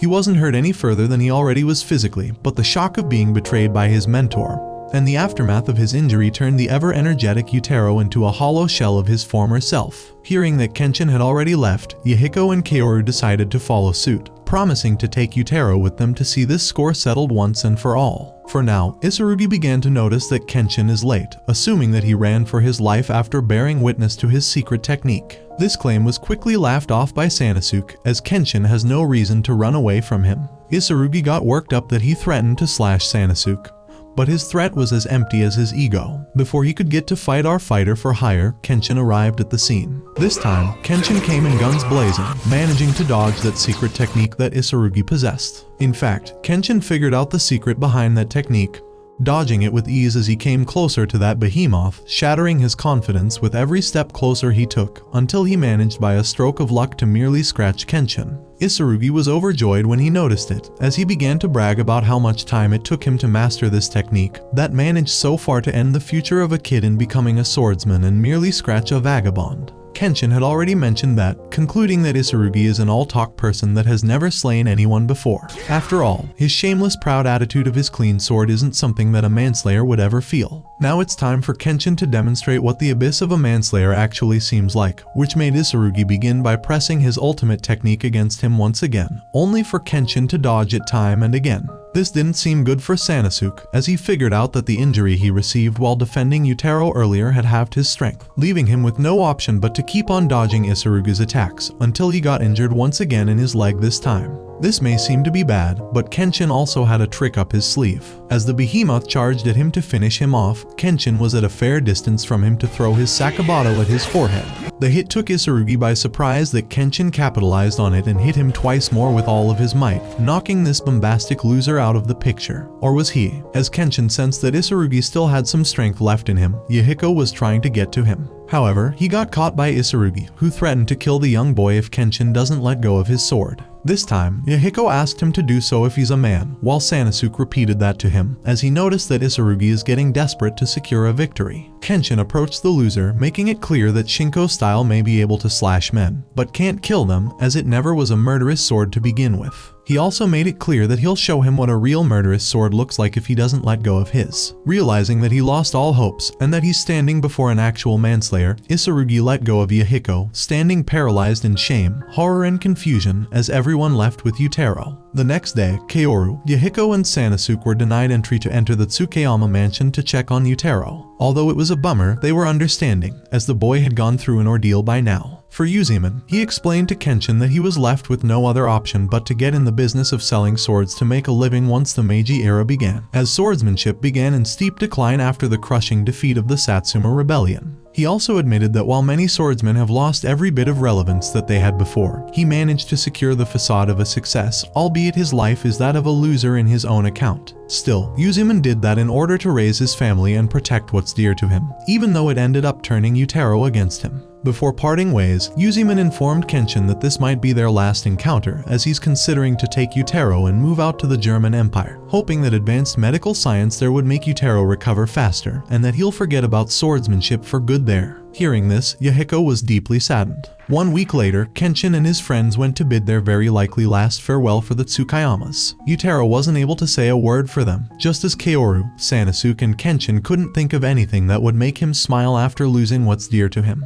Yahiko, however, seeing Yutaro walking further and further away from him, decided to take matters into his own hands, so he charged at Yutaro after screaming his name, to which Yutaro parried Yahiko's attack. It was thanks to Yahiko's reminder that he should grow into a much stronger person than Isurugi if he wants to get over his betrayal for him. This worked wonders on Yutaro as he began to retaliate against Yahiko with his cane, promising that he never plans on giving up on swordsmanship. That left everyone in shock, but relieved to see Yutaro lively again. As he got on the train, Kaoru and Yahiko made sure to remind him that the Kamiya dojo is always open for him if he ever got back to Japan. And with that, Yutaro have parted ways with them. Deep down, however, he took an oath that the first thing he'll ever do is to defeat Yahiko once he's back. For the Kamiya dojo members, Sanosuke and Yahiko went to have some Western cuisine, while Kaoru, who's supposed to be the one that will treat them to it, have stopped briefly to see that Kenshin have been thinking of how things would have been better for Isurugi if he ever questioned the essence of the sword, instead of focusing on techniques alone. With that topic out of the way, it seemed that this chapter in this story was over, with Kaoru having Yutaro's seat in her dojo reserved. There's only one problem though, was Isurugi really done by now? After his humiliating defeat, he was left so badly shaken that he began to swear that he's going to kill anyone that comes in his way. His first targets were a young girl and her grandmother praying in front of the Jizo statue. He remained reluctant as he was about to slash them, but when he acted, he ended up destroying the statue's head instead, before finally giving up and crying in front of it. On a tranquil day, Sanosuke found himself enjoying a meal with his friends at the Akabiko restaurant. Amidst their conversations, T mentioned the arrival of a new art shipment, which included a piece by a popular artist. She lamented that she couldn't leave work to retrieve the painting and asked Sanosuke if he could do her the favor. Initially, Sanosuke suggested she ask Yahiko instead, but that option was off the table since Yahiko was also busy working. With no other alternative, Sanosuke humorously proposed that he would get the painting in exchange for a free meal every day. T, however, refused, reminding him that he had already been eating at the restaurant's expense for quite some time. Curious about the painting T wanted, Sanosuke asked for more details. T revealed that it was Swordsman Hakairo Iba by Tsunen Tsukioka. Sanosuke recognized the name, knowing it depicted a handsome swordsman from the Bakumatsu era. T was impressed by Sanosuke's knowledge, and Tsubame, though initially hesitant to ask for a favor, was also interested in the painting. Sanosuke decided to get 2 copies of the painting, one for T and the other for Tsubame. As Sanosuke left the restaurant, his friends couldn't help but express their pride in him. He was still the admirable person they had always known. With this new mission in mind, Sanosuke headed to the shop that carried the painting, where he ran into Kenshin and Kaoru. Kenshin joked that Sanosuke might be getting a painting of a beautiful lady or something less appropriate, but Sanosuke quickly explained the situation. He asked the shop owner for the paintings and was lucky to get the last 2 available copies. Unfortunately for Kaoru, she ended up paying for them as if she were Sanosuke's benefactor. Kenshin engaged the merchant in a discussion about the history of the Nishiki painting, which originated during the Edo period and featured actors and scenery. In the Meiji era, the subjects of these paintings expanded, reflecting the changes in society and spreading Meiji culture across the empire. While the merchant boasted about his collection, Sanosuke noticed a painting of Sozo. The merchant explained that it was made by Tsunen, a famous painter, who continued to draw it despite poor sales. Puzzled, Sanosuke wondered why Tsunen was so devoted to a painting of a traitor. Intrigued, Sanosuke decided to investigate further and asked the merchant about Tsunen Tsukioka's whereabouts. Upon arriving at Tsukioka's location, Sanosuke looked for him but found no immediate answers. He then called out Tsukioka by his true identity, Katsuhiro Tsukioka, a childhood friend and former associate member of the Sakiho army. Katsuhiro eventually opened the door, surprised to see Sanosuke. Sanosuke had identified him from their presence in Sozo's painting. Kenshin and Kaoru, observing from a distance, were relieved that Sanosuke wasn't getting into trouble and decided to head home. Sanosuke and Katsuhiro reminisced about their past. Sanosuke shared that he was now a vagabond, enjoying life in his own way. Katsuhiro, however, had been consumed by resentment since Sagara Sozo's execution. He harbored deep anger towards the emperor and those who conspired against Sozo, tarnishing his legacy. Sanosuke bluntly pointed out that Katsuhiro probably hadn't made any new friends since their parting, which explained his gloominess. Katsuhiro believed that their reunion was a divine miracle, possibly orchestrated by Sozo. He revealed that he had finished preparations to restore the Sakiho army and sought Sanosuke's help in a crusade of revenge. Despite Sanosuke's attempts to dissuade him by citing the Satsuma rebellion's failure, Katsuhiro had a different plan. He intended to start his rebellion in Tokyo, targeting the Home Ministry to cripple the government's operations. Sanosuke was shocked to learn that Katsuhiro had been making bombs and planned to use them to destroy vital imperial buildings in Tokyo. Katsuhiro believed this would incite samurais and farmers across the empire to rebel. He expected Sanosuke to join him in this plot, as he was the only person Katsuhiro could trust. Realizing the gravity of the situation, Sanosuke knew he couldn't abandon his childhood friend, nor could he betray his new friends. He was aware that the Meiji regime, though weakened by the Satsuma rebellion, was still strong and wouldn't fall to a few bombs. Katsuhiro, driven by memories of Sozo, was blinded by his desire for revenge. Sanosuke decided to inform Kenshin and Kaoru at the Kamiya dojo about his discovery. He asked Kaoru if he could host a big party at the dojo to celebrate his reunion with Katsuhiro. Despite the strangeness of the request, Kaoru agreed, and Sanosuke assured her that he would handle the expenses. The evening of the party, everyone gathered at the dojo. Megumi felt awkward around Sanosuke's friend, but the atmosphere was lively. Sanosuke encouraged everyone to enjoy themselves, knowing that it might be the last time they could all be together like this. Sanosuke tried to get his friends to interact with Katsuhiro, who impressed them with his knowledge of Sanosuke's personality. T and Tsubame were flattered by personal sketches Tsunen had made of them. Kenshin initially refused to be drawn but eventually relented due to everyone's persistence. During their conversation, Katsuhiro became upset upon learning that Kenshin was an imperialist from Kyoto. Despite the tension, Katsuhiro handed over a drawing of Kenshin without facial features, claiming he couldn't see the man behind the smile and scar. Kenshin tried to brush it off with humor. As the party wound down and everyone fell asleep, Sanosuke informed Katsuhiro of his decision. He made it clear that the party wasn't a last supper but a genuine celebration. Katsuhiro, still fixated on his plans, believed it was a sign of their shared destiny. Sanosuke and Katsuhiro left the dojo together, with Sanosuke telling Kenshin that their next meeting might be on opposite sides. As Sanosuke left, Kenshin turned out to be awake as he understood the gravity of his friend's predicament. By now, Katsuhiro and Sanosuke arrived at the ministry building.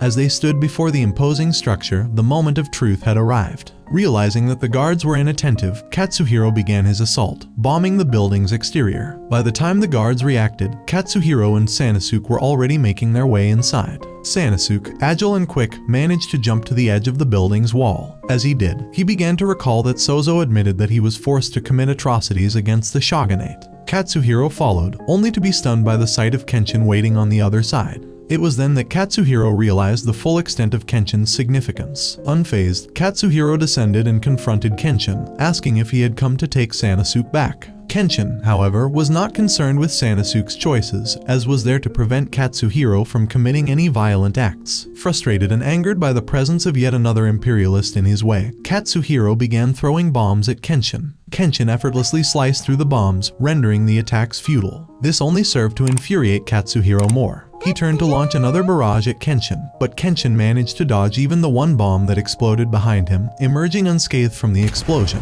Realizing the futility of further attacks, Sanosuke stepped in to stop Katsuhiro. He pointed out that they had already wasted too much time and that the police were likely closing in. They needed to retreat immediately. Katsuhiro, unable to accept the failure of his meticulously crafted plan, was unwilling to relent. It took a single punch from Sanosuke to bring him back to reality. Katsuhiro had lost, and there was no changing that. As Sanosuke carried his defeated friend on his shoulder, he noticed that Kenshin had diverted the earlier explosion to create an escape route for them. Before making their exit, Sanosuke asked Kenshin if he would strike him down if he continued to defend Katsuhiro. Kenshin affirmed that he would, as it would be insincere to fight half-heartedly. Relieved by Kenshin's honesty, Sanosuke left without further words. Katsuhiro awoke in his room, immediately searching for his bombs, only to find they were gone. Sanosuke informed him that Kenshin had disposed of them. Frustrated and feeling betrayed, Katsuhiro decided to take matters into his own hands. He planned to end his life in front of the ministry building, hoping his death would expose the government's wrongdoings and incite rebellion. Sanosuke, fed up with Katsuhiro's delusions, confronted him with the harsh reality that he was not the center of the world.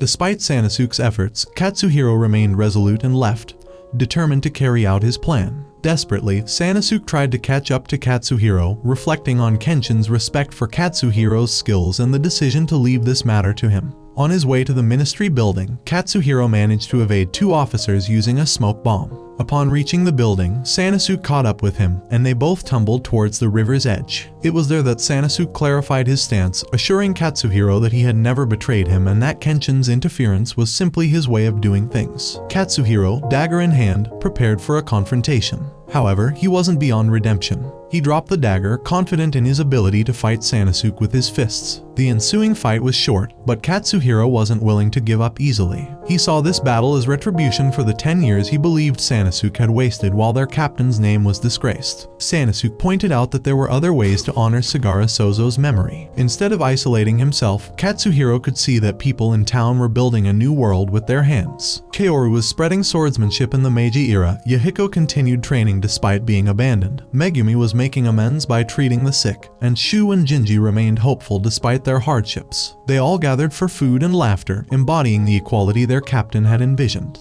Katsuhiro realized that his efforts had caused more harm than good, and he wasn't the center of the world. As they headed home, Katsuhiro worried that Kenshin might hand his bombs to the government. Sanosuke reassured him that Kenshin wouldn't do such a thing. Kenshin, dissatisfied with the current regime, had experienced its flaws firsthand and wouldn't support its atrocities. Sanosuke mentioned that their captain had admitted to committing terrible acts under duress, but Katsuhiro's belief that the end justifies the means was misguided. They couldn't resort to the level of corrupt officials if they wanted real change. Slow, steady progress was key, and Japan's history proved this to some extent. The most important goal for Sanosuke was creating a society where everyone could live happily. As they walked, a bomb detonated high in the sky by Kenshin brought a smile to Sanosuke's face. The next morning, Katsuhiro reminisced about the days with their captain, whose guidance had led him to victory against a young Sanosuke. Realizing he needed to forge his own path, Katsuhiro began drawing with renewed purpose. Sanosuke, unsure of Katsuhiro's fate since the incident, found it awkward to check on him. As he reflected on this, a painting merchant approached Sanosuke with a delivery from Katsuhiro. It was his final Nishiki painting, signaling his decision to start an illustrated newspaper to fight government tyranny. Though the news saddened the merchant, it brought a smile to Sanosuke. This new chapter began with Kenshin surrounded by his friends at the Kamiya dojo as they drank tea, which earned Kaoru praise from everyone except Yahiko, who mentioned that she only thought with her stomach, though he admitted he did get great food because of it.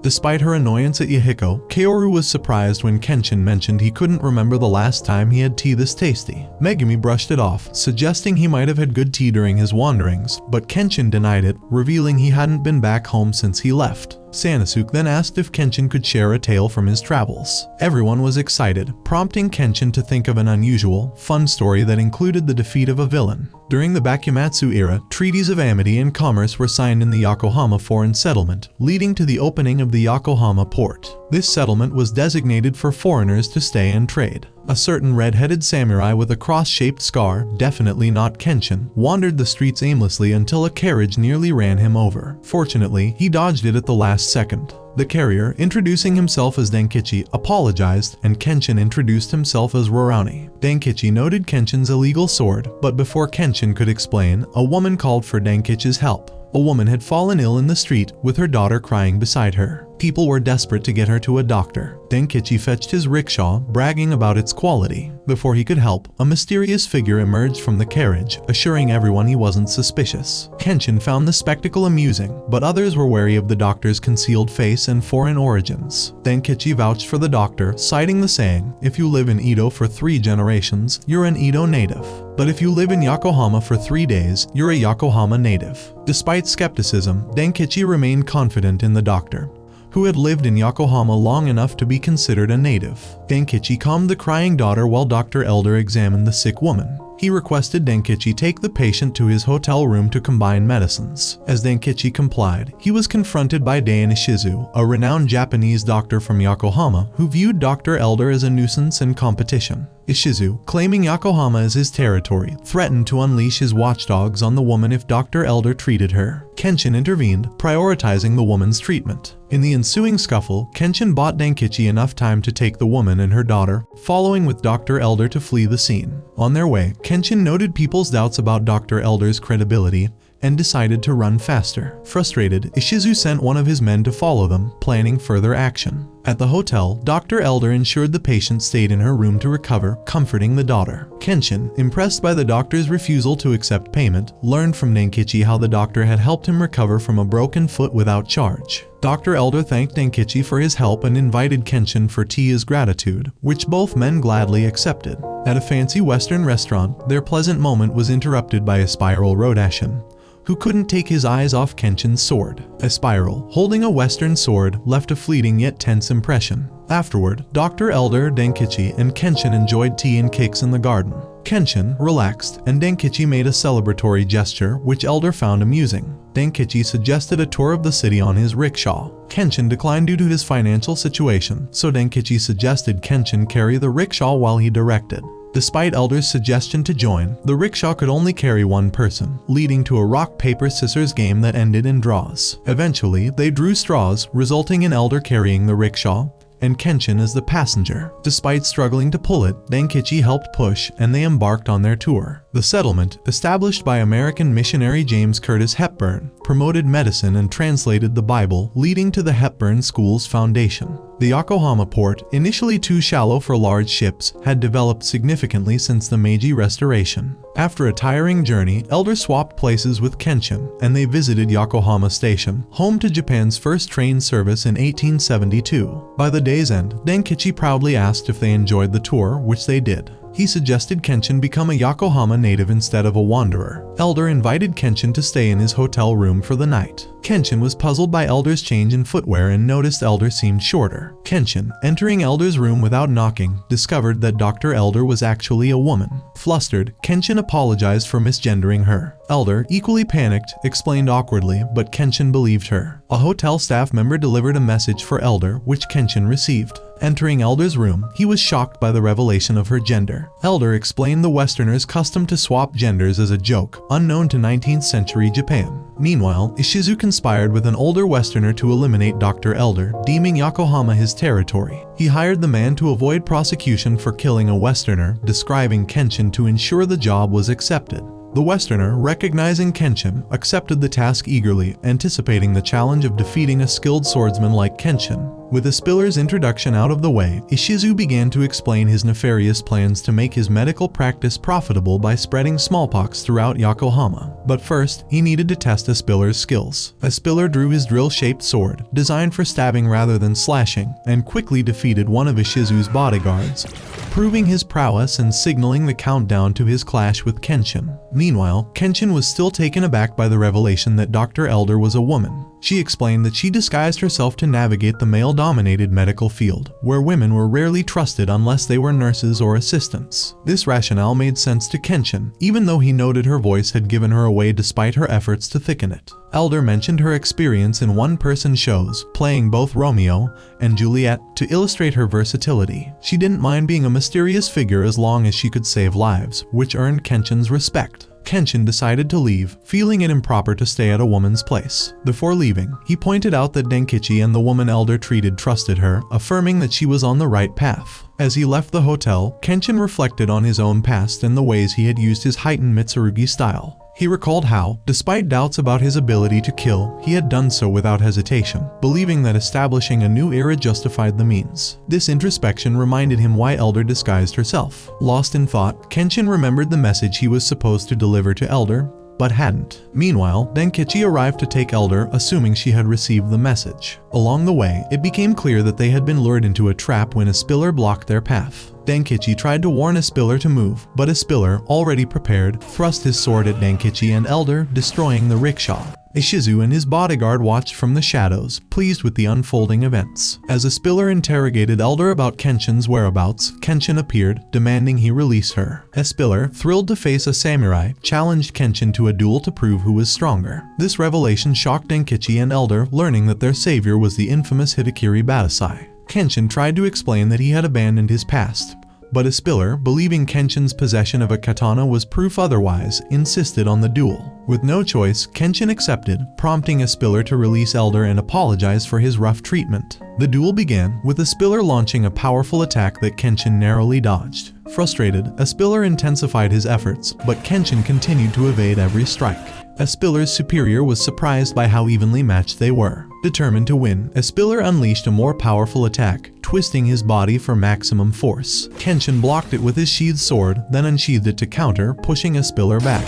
Espiller's defeat shocked Ishizu and the foreigner, who couldn't comprehend how Kenshin absorbed the brunt of Espiller's attack. With his sword broken and Kenshin standing before him, Espiller admitted defeat and asked Kenshin to finish him off. Kenshin revealed his Sakabato, a reverse blade sword he used to prevent killing. Amid this revelation, Ishizu, furious at Espiller's defeat, threw a bottle of smallpox at Elder. Elder tried to catch it but warned everyone of its contents, causing Ishizu's bodyguard to panic and throw it away. Denkichi prevented its fall, and Espiller, refusing to further tarnish his defeat, ensured the bottle's safety. Denkichi stopped Ishizu from escaping, and the foreigner surrendered. The next morning, Espiller, recovering in Elder's hotel room, thanked her despite feeling purposeless after his defeat. Elder, however, encouraged him. Later, Espiller and Elder met Kenshin at the port. Espiller thanked them for opening his eyes and introduced himself to Kenshin, who introduced himself as Rarani. Admiring Kenshin's decision to abandon his past, Espiller decided to switch his sword to serve as Elder's bodyguard in this new era. As they bid farewell, Elder expressed her gratitude to Kenshin,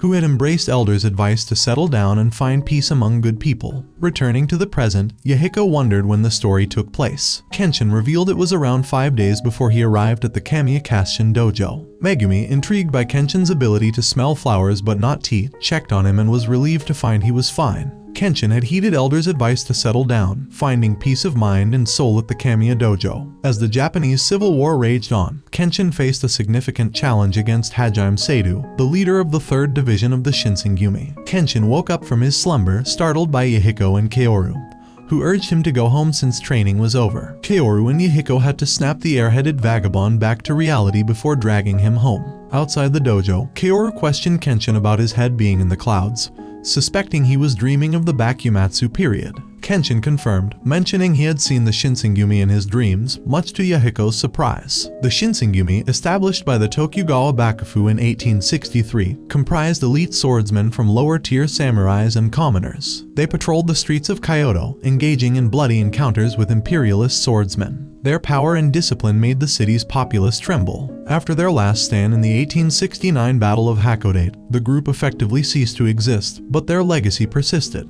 Kaoru dismissed the Shinsengumi's fighting style as unfair. Kenshin explained that their goal was to restore peace to Kyoto, even if their methods were harsh. Despite being enemies, Kenshin harbored no grudge against them, feeling saddened by their demise. In the Kamiya Kashin dojo, Sanosuke waited impatiently for Kaoru and the others, hoping for some free food. A mysterious man named Goro Fujita entered, claiming to sell Ishida-powered medicine. Sanosuke, however, saw through the bluff. Goro revealed his true identity, drawing his sword and acknowledging his knowledge of Kenshin and Sanosuke. Sanosuke, unafraid, landed a powerful punch on Goro, but it had no effect. Goro counterattacked, demonstrating his superior combat skills from the Bakumatsu period. That evening, Kaoru worried about Kenshin's unusual behavior. Megumi appeared, suggesting she take care of him, much to Kaoru's dismay. Megumi managed to convince Yahiko and Kenshin to let her stay, despite Kaoru's reluctance. However, Megumi noticed Kenshin wasn't his usual self. Arriving at the dojo, they found a hole in the training room. Kenshin rushed in, smelling blood, and discovered Sanosuke injured with a broken blade in his shoulder. That night, Goro was called to drink sake with Shibumi in the red light district.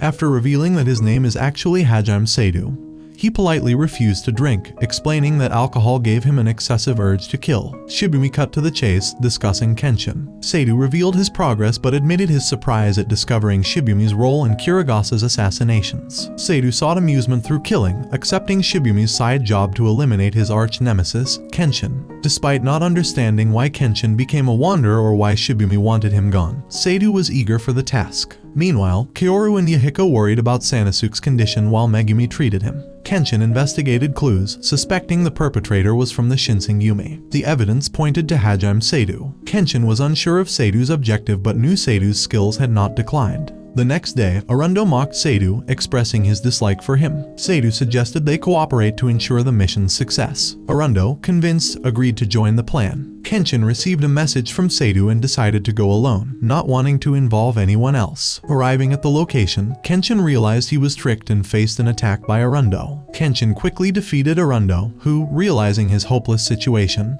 begged for forgiveness. Kenshin, however, didn't believe Arundo's story but let him go. This was a mistake, as Arundo was bluffing and chained Kenshin. Now, Kenshin was at Arundo's mercy. Meanwhile, everyone at the Kamiya dojo remained unaware of the looming danger. When Yahiko came back home that evening, he informed Kaoru that Kenshin told him that he had some errands to run and that he might be back late. This sounded strange to Kaoru, as she knows that Kenshin does errands for no one other than her place. Before she could think of anything else, Yahiko concluded that it must have been a woman, much to Kaoru's dismay. As the two kept on their needless squabble, Seidu arrived at the dojo. Introducing himself once again as Goro Fujita, he went straight into business, asking them about where Kenshin could be found. This scared Kaoru and Yahiko for a moment, before learning from him that he heard about Kenshin from the police chief. Only then did the two feel relief. But when Kaoru learned that there is unconfirmed information that there are people targeting Kenshin, she became worried once again, so much so that she allowed Seidu to wait for him inside the dojo. Megumi also became worried when she heard the news from Kaoru,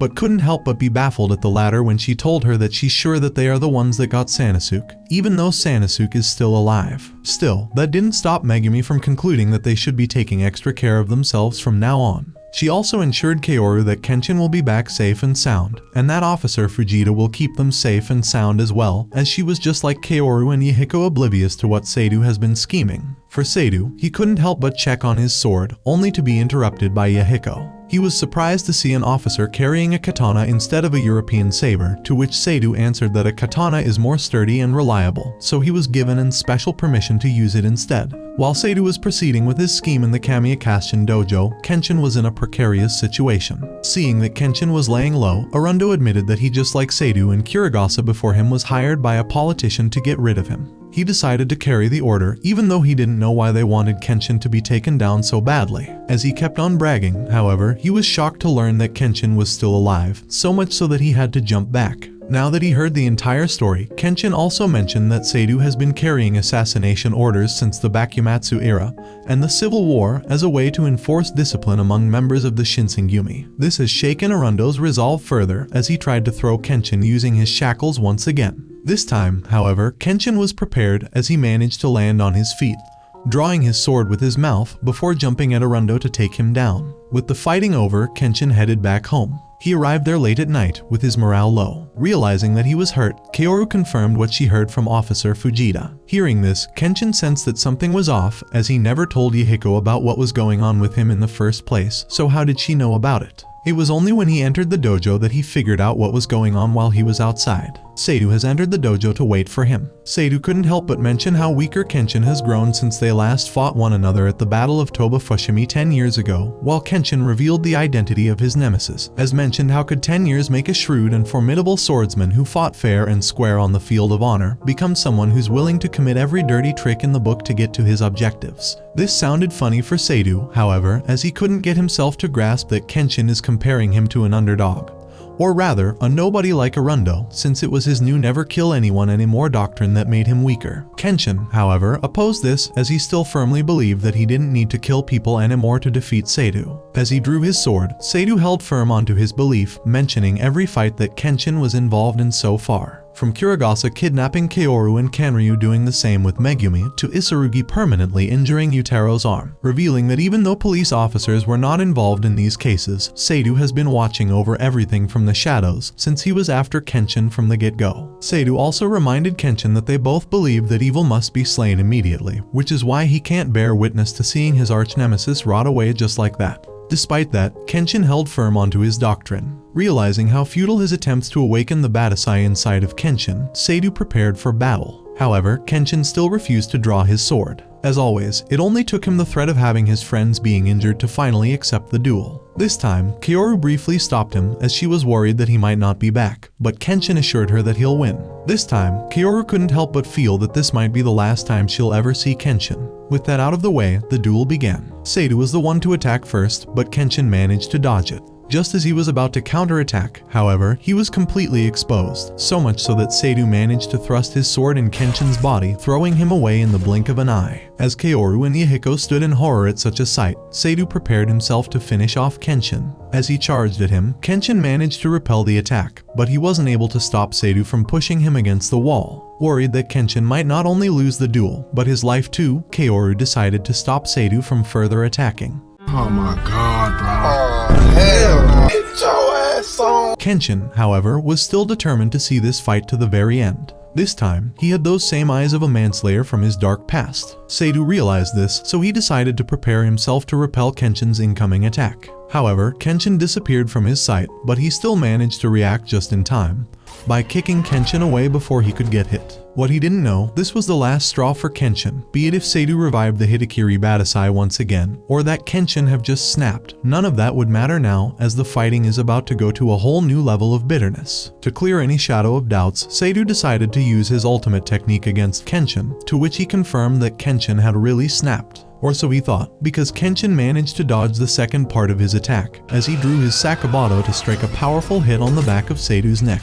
If that was an actual katana blade, Seidu's head would be flying by now. Realizing that the Badasai have indeed awakened, Seidu promised to be the one to kill him, to which Kenshin pointed out that he'll be the one to do so instead. Hearing this, Kaoru was utterly horrified that she fell on her knees, begging for someone to put an end to this onslaught. The fighting continued, with both swords clashing relentlessly at an accelerating speed, until Seidu's blade broke once again, nearly hitting Yahiko. Yahiko, who had just assumed that Kenshin was just much sharper than usual, was told by Kaoru that that man is no longer Kenshin, but the Hitakiri Badasai, and that he must be stopped before he consumes Kenshin for good. Sanosuke, however, opposed this, arguing that both Kenshin and Seidu are now fighting as if they were in the Bakumatsu era, and that only the interference of someone from that era would put a stop to this mess. While this fighting was taking an upheaval, Okubo and Kawaji were on their chariot, in a race against time to catch up to what's happening. Even though his blade was broken, Seidu still decided to keep on fighting, much to Kenshin's amusement. With both sides losing their swords, the fighting turned into a bare-handed melee, which Seidu seemed to be winning when he turned his jacket around Kenshin's neck. Kenshin, or rather Badasai, still used his sword sheath to hit Seidu's jaw, gaining with that a much-needed breathing room. In the background, Kaoru was becoming increasingly horrified that she may lose Kenshin, so much that she began to desperately catch up to him as she was in tears, but to no avail. Just as Badasai and Seidu were about to finish this fight once and for all, Officer Kawaji came in just in time to stop this, as he ordered Seidu to come back to his senses, reminding him that his mission was to merely make a formal judgment on Kenshin's abilities. Still, Seidu refused this. It only took him the arrival of Okubo to put an end to this. Badasai's recognition of this former Satsuma commander and current home minister of the Meiji government of Okubo shocked his friends in the background, as they never expected that such a prestigious person would be watching over Kenshin's actions in the shadows. Their reaction was natural, since Okubo is the last of the great three of the revolution made of Katsura Kagoro, Takamori Seigo, and himself, of course. Being the most accomplished figure of the three, he was rewarded by becoming the leader of the home minister. In fact, Okubo came in to discuss some matters with the Badasai, to which he was willing to hear, even if it was by force. In the background, Arundo was eavesdropping in shock, as he never expected this ordeal to involve a figure as big as Okubo. Realizing that there's nothing left for him to do, Seidu decided to report what he found so far as he was leaving.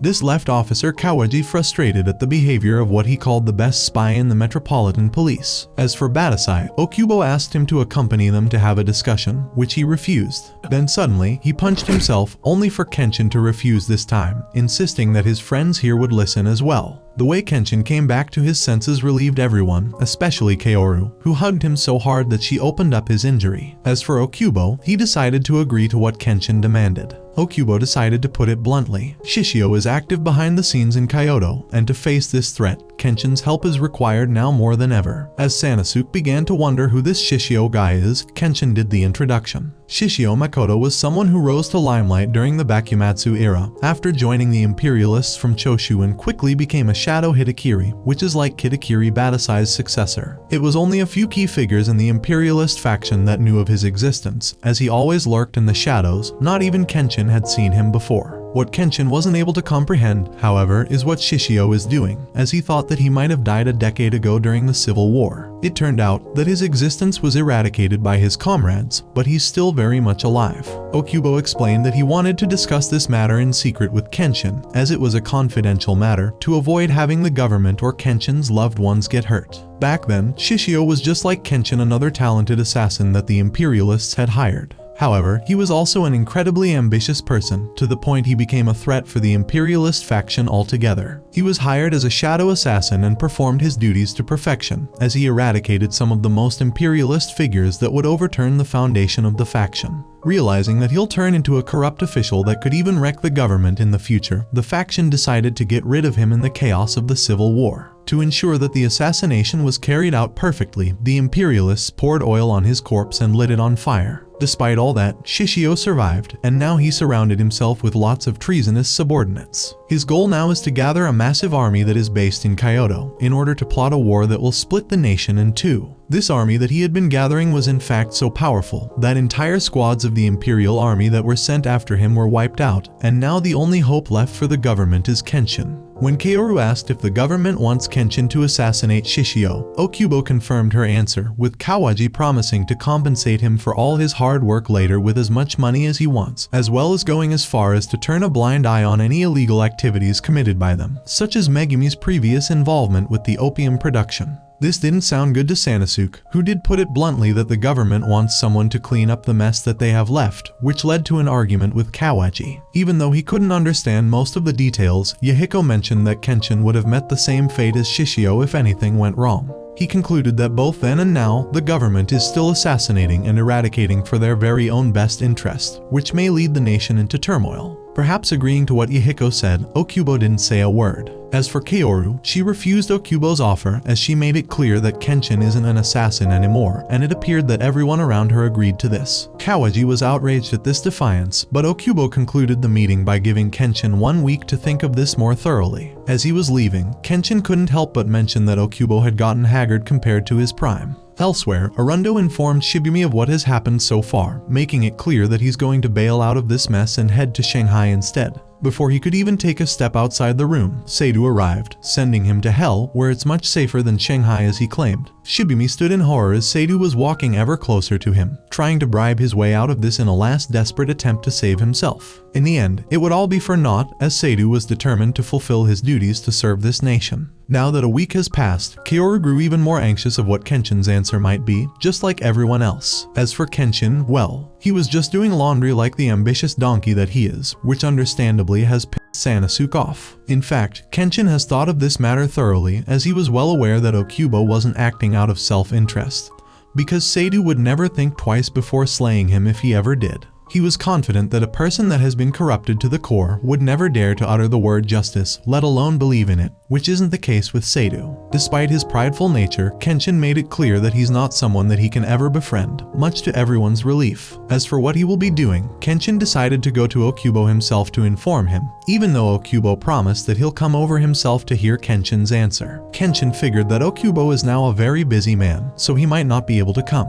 As for his whereabouts, Kenshin had an idea over where Okubo might be, so he's heading there immediately. This time, he decided to go alone. Despite Kaoru's concern, Yahiko and the others were by her side to assure her that Kenshin will definitely come back. As for Okubo, he was on his way to Kamiya Kenshin Dojo, looking forward to hearing his final answer. What he didn't expect was that Shishio was already aware of what was the government already up to, so he sent his right-hand man after him, Seta Saojiru, to tell him that. It was quite a brilliant idea to try sending Himura Badasai as an assassin, but ultimately a futile resistance. I will take this country for myself. With these words, Seta ended Okubo's life. As the carriage was on its way, its route was cut by some swordsmen who were also after Okubo's life, so they got rid of the coachman first. But when they went to complete their mission, they were taken aback by Okubo's corpse falling off. Not knowing who was behind his assassination, one of the swordsmen decided that they would be the ones to claim it, with everyone rallying behind him. As such, these 7 figures will forever carve their names in history as the perpetrators involved in the Kizaka incident on May 14, 1878. When Kenshin arrived at the scene, he was horrified by what he found, only for Seta to walk next to him, warning him from opposing Shishio or else he'll meet the same fate. Unable to find where Seta was, Kenshin headed to the House Ministry building, where he told Kawaji and Seidu of what had transpired. Kawaji was devastated at this news. Amidst this, the governor of Fukushima, Yamayoshi Morisuke, arrived. He was the last person to ever talk to Okubo. In their last meeting, Okubo confessed that he was ashamed that he had barely achieved anything since he came to power. But he was fine with that, as solidifying the foundation of a nation would need 30 years at least, with the first 10 years of which being the first phase. As for the next 10 years, it should be the development phase, where they will tidy up internal affairs and fill its coffers. Even though he considered himself unworthy, Okubo still wanted to carry out those middle 10 years no matter what, as he decided to leave the last 10 years of which for the younger generation,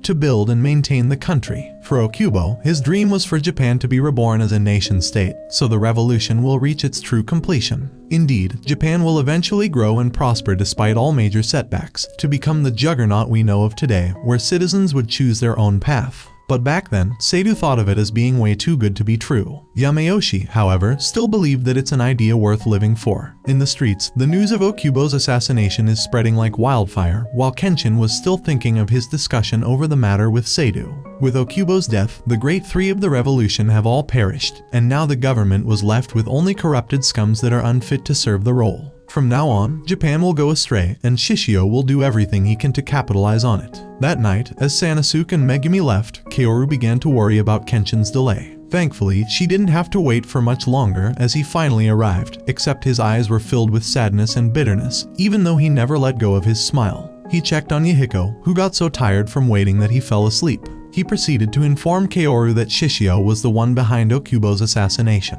As he was left with no other options, Kenshin has made up his mind. He will be heading to Kyoto to settle the score. Kaoru was left in disbelief as Kenshin, the peaceful, airheaded and silly wandered, is heading back to Kyoto, where he potentially might never return. Kaoru tried to convince him that the Badasai inside him will never fully consume him, as he always snapped back to being Kenshin quickly, as it was the case against Kurugasa and Seidu. Kenshin, however, pointed out that he had reversed his blade against Kurugasa, as he was willing to get rid of him wholeheartedly, until Kaoru snapped him back into reality, and yet her voice didn't reach out to him in his fight against Seidu. The time started to flow again. When they first met, Kaoru kept Kenshin from leaving, even though she knew of how dangerous a man he was, which made him incredibly happy. But now, he won't just drag everyone with him into trouble, but this time into danger at every single opportunity, where he'll return to being his former self in each time. Besides, for the government, Shishio, and everyone who has a grudge against the Hidakiri Badasai, Kenshin is nothing more than Badasai, which is why he can't afford to stay here any longer. As he said these words, Kenshin hugged Kaoru, thanking her for everything she's done for him, before bidding her farewell. After all, he's a Rurouni, and now it's time for him to wander once again. Hearing this, Kaoru was inconsolable as she fell on her knees while seeing Kenshin going further and further away, deep into the pitch-black shadows where Shishio Makoto awaits him.